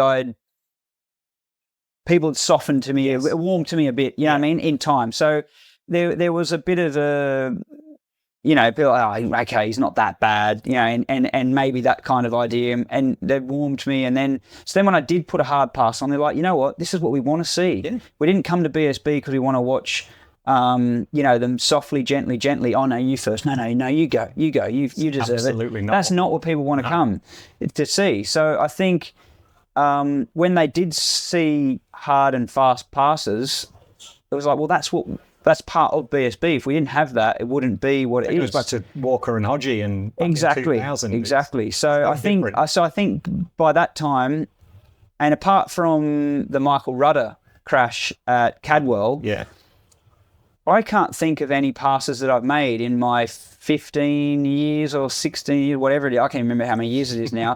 15 years of racing in BSB.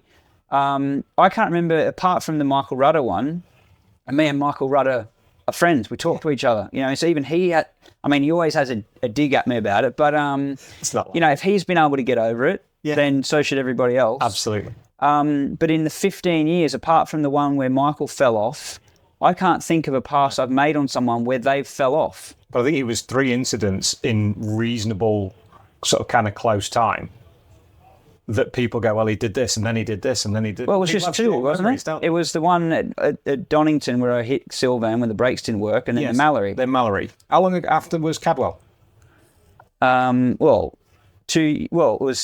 2009, that was 2011. So it was 2 years Cadwell, between them. Yeah, so, and then Cadwell was...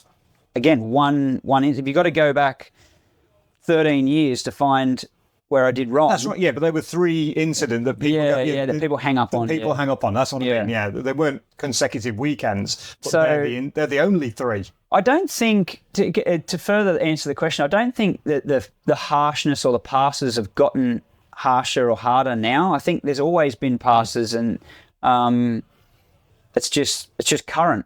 So we're talking about it. We're not going to talk about passes made in 2014. We're going to talk about the passes made last week or maybe at a stretch last year. Exactly. And that's it. Here last year and things like that. Unless it's me, then we'll go back 15. Then we'll go back 15 years. Then we're digging everything up. This is Brooksy. We're having everything. Yeah, exactly. Brilliant. Thank you for that one, Phil. Maggie Day, 2-part question.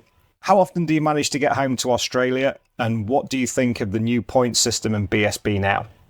And did you like the showdown? So it's 3 questions. Yeah, 3 questions. So I do get home to Australia in the off season. So normally, there's no normal in this world, but if I had to sort of generalize and pick an average, it's sort of November.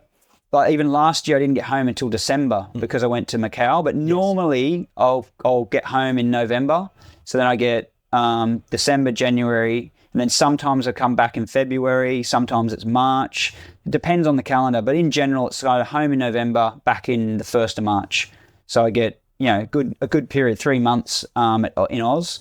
And then the last couple of years, I've ridden in the night series. So in Australia, it's summer, so it's warm enough to ride at night. And my local track, Eastern Creek, as it used to be called, now Sydney Motorsports Park, it's got lights all around the circuit, so it can be lit up like Qatar. And they run a local club series, run a St George Club, I've been a St George Club member from like back in the 90s, because you have to be a club member to get your license. And then, so that was the club I was with. And Really? Beautifully it ties together. St George Club have the night series that runs through the summer. And because I'm home, the last couple of years, I've been able to ride in that series and had fortunately won it even. So that's been cool. What was the other part of the question? About the where are we now?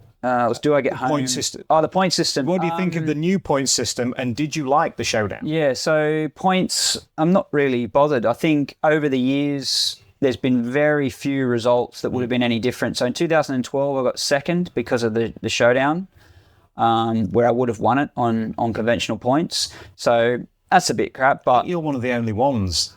Possibly, there might be something like that. Yeah, it makes sense. I'm the only one. Yeah, fault. Yeah.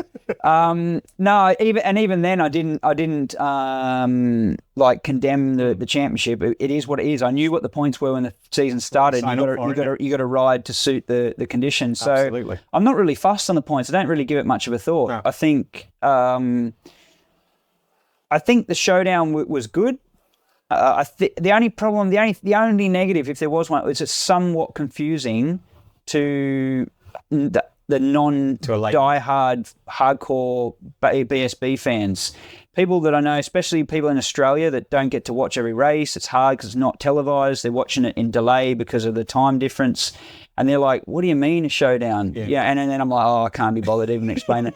So, yeah, I'm personally not particularly fussed about the points. It doesn't make any difference to me. I just want to race my bike. That's the overriding answer that every rider gives. I just want to ride my bike. Yeah. This is all I want to do. I just want to come here, and ride my bike, race my bike the best I can, and go home. Yeah. Thank you, Maggie. Craig Lowe, I'm going to pick 2 questions. He asked 4. Okay. But a couple of them are quite deep, which I quite like. Craig Lowe is a great friend of ours, been a big supporter of the podcast for many a year. If you were to go into a room with everyone you've ever met, living or not, who would you seek out first? My wife. Then probably my brother. And then, I don't know. There wouldn't be, it wouldn't be like, I've got to find Tom Cruise because he's really famous. You know what I mean? I'd be more attracted to people that are close to me anyway. So it's your tribe, isn't it? Yeah, in a way. It's your tribe. Our tribe doesn't always get along, but it's still your tribe. It's still yours, exactly. So my family and things like that, naturally, and friends. So yeah. So it's not really any different to what you do naturally in life as it is. Imagine, I'm fortunate that I haven't lost anyone really close to me. There've been lots of people that, I'm sad about and for, but not anyone like a brother or my parents, So obviously I had an experience, and there's a lot of people that have had that. You would seek them out instantly because of that feeling of distance. But I fortunately don't have anyone really, really close that I've lost. If you could ask anyone one question and know that you would get 100% clear, honest and truthful answer, who would you ask what? What a way to finish. Yeah, it's kind of hard to... I feel like we're going to end on a mixed question. So... First of all, you need to know what the question is that you have to ask. Then you could pick who you wanted to ask it to, and then, like, if it was a poor and I mean, I don't know, like it was a poor question. Like I wouldn't ask my wife or put her in a compromised position. I'd be like, well, I don't want to ask that question if it's embarrassing or you wouldn't do it. So in fact, you would probably ask someone you don't like a question that you find the answer to more interesting. So I think I need more. There's a lot of layers to that question. Yeah, there's a lot of, I need so much more context to that question to give it a valuable answer. I've got a couple more to finish off. Josh, this has been fascinating. Thank you. No, I feel guilty we're dragging it on too long, but if people are happy to... No, absolutely not. Not at all. Not at all. A couple of lighter ones to finish off. Okay. Do you have any secret weird habits? Secret weird habits. Give you a bit of thinking time. Kyle Ride, a couple of weeks ago, he has a thing for pulling hairs out, even when he's had a shave, because Kyle can just lift his visor and it all flops off because he can't get a beard to save his life. But he'll find random hairs and he'll sit there picking them. So he keeps tweezers in his van and in his pickup. Okay. There definitely would be something that people would be like, really? But I can't think of something right now. We'll come back to it. My wife could probably go, what about this? Yeah, she'll just go, too. There's a list of things. What's the weirdest dream you've ever had? Oh, man, how open can that question be? Wow, okay. Weirdest dream. I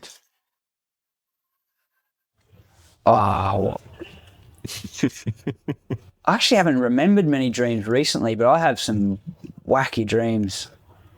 A friend of mine I used to live with, Gordon Crockard, people would know, he would purposely, I don't even know if it's a scientific fact, but there's this theory that eating cheese is makes you dream absolutely harder, like more vivid. So he would purposely eat cheese before he went to bed because he wants to have more activity during sleep. And he says to me, he goes, well, sleeping's boring, isn't it? Nothing ever happens when you sleep. I'm like, right, okay. So no, I can't think. I'm not, like, this is where memory sucks. I bet you in like half an hour I'll be walking back to the motorhome going, why didn't I say that? Oh, that would have been a good. People would have enjoyed that answer. That's the answer I should have given. Yeah. There definitely have been some weird things like, like people dying, and then like just weird. When you wake, everyone knows when you wake up and you think that can't be real. I'm glad that's not happened, And then I remember years ago, this dream, like you had a pot of gold, like coins or something like that, and then you wake up, you're like, oh, they're gone. But that's not that weird. I think that's pretty common. I think people find in a dream they've got this opportunity to get something of value, and then they're, oh wow, look at this. Open the curtains. The new car you dreamt about isn't on the drive. Yeah, or I've had dreams about crashing the car, like something that, or that because you like the car so much, not because it's like super valuable or because it's something that's a sports car, but just anything like my van, like my wife likes driving the BM. Yeah. Because it's luxury and it's comfortable and it's what it is. And I would rather drive my van. Like I'm happier there. So if anyone bumped into it or scratched it, I'd be more angry about the van, even though it's like a much lower value than BM. But that's in my list of value, that's the van's up there. So I have dreams sometimes about like the van's smashed up or something's hit it, or it's the handbrake cable snapped or something and it's rolled down the road, and just random. So much. Yeah, I have a similar dream about digging my alloys. Because my car's 4 years old, but I've put lockers on this now. I'm going to go out. I'm going to clip the curb on the way out. Right. But I have dreams about that. About digging the curb. Yeah. And it just, I don't know. But how good is it when you wake up and it's not true? It's pristine. It's only a dream. Thank you so much. It's only a dream. Josh, thank you. This has been an absolute pleasure. I've thoroughly enjoyed every minute of this. There's so much more we can talk about. We could talk about more about the TT. Macau, maybe briefly. Difficult times. And just generally, this has been absolutely... There is actually a really good story. Can we just touch on Macau for a second? Yeah. I don't know how much we wanted to go into. So I broke a gearbox in practice. So I lost one of the practices. Really, really short on track time. Was under a lot of my own pressure to perform. And the beauty of like Ironman TT, it's all fast and flowing. It's like countryside majority. If I'm generalizing, Absolutely, it's all fast flowing. Fourth, fifth, sixth gear. You know the front. I'll steal this from someone. I can't remember who it said, but the front tire is like a rim saver. The front wheel's barely on the floor. It's just going around, and it's so encouraging to go quick. Where the Macau is first, second, third. It's all on the front, hard on the brakes, hard acceleration, hard chop of the throttle, hard on the brake again, just first, second, third. It's all like tricky, technical first. And, you know, you're talking about over 200 horsepower bikes. Yeah. The first, second, third gear is really sharp. So it just doesn't match my energy. And that was the first thing. And then I lost a load of track time. And then the night before the race, I was asleep. And I could hear the hospital beeps. So it's like the beep, beep, beep, you know, and I'm asleep and I'm going, mate, you've crashed. Wake up, you've crashed at the race or what, you know, I didn't know what was going on. And so I've kind of like forced myself to wake up. And I wake up and I'm just in bed in the room. The fridge door was open. It's going beep, beep. And so I went and shut the door. And honestly, I was in sweats, and I picked up my phone. I was going to ring someone and say, "Look, I'm not riding tomorrow." Blah blah blah. I was just like, it was really probably one of the most uncomfortable scenarios that I've been in. And then I went out in the corridor just to because I didn't want to wake my wife, so I was just working out the corridor just to get some like light and like clarity. Yeah, clarity on what was happening. I was like, right, it's pointless trying to ring someone at 3 o'clock in the morning to tell them I don't want to ride the bike. You know, I mean, it's not going to change anything. No. So I was like, right, just cool your jets, chill out, just go back to sleep. And if you still feel the same way in the morning, then we'll make a decision on what we're going to do. Yeah. So it took a minute or two, but I got back to sleep and got up next day and went and raced. So, yeah. But it definitely was a contributing factor to my lack of want to go back again. It's just, yeah, it was a creepy dream. But that's I've actually answered the other question in the closer there. It's really brilliant. But it was horrible. Honestly, I was sweaty and yeah, it was that. You can feel it now, can't you? Yeah, I can. I can feel that moment now. Yeah, it was weird. Real weird. What a way to end it. Very best of luck this weekend. Yeah, thanks. And for the rest of the season. If all things being equal, look forward to seeing you back here next season as well. Yeah. Let's do this again sometime because I've loved every minute of it. Yeah. I hope there was some interesting content for the listeners and viewers. So. No doubt. I think they've enjoyed it as much as I have. Ladies and gentlemen, it's Josh Brooks. Thanks, guys.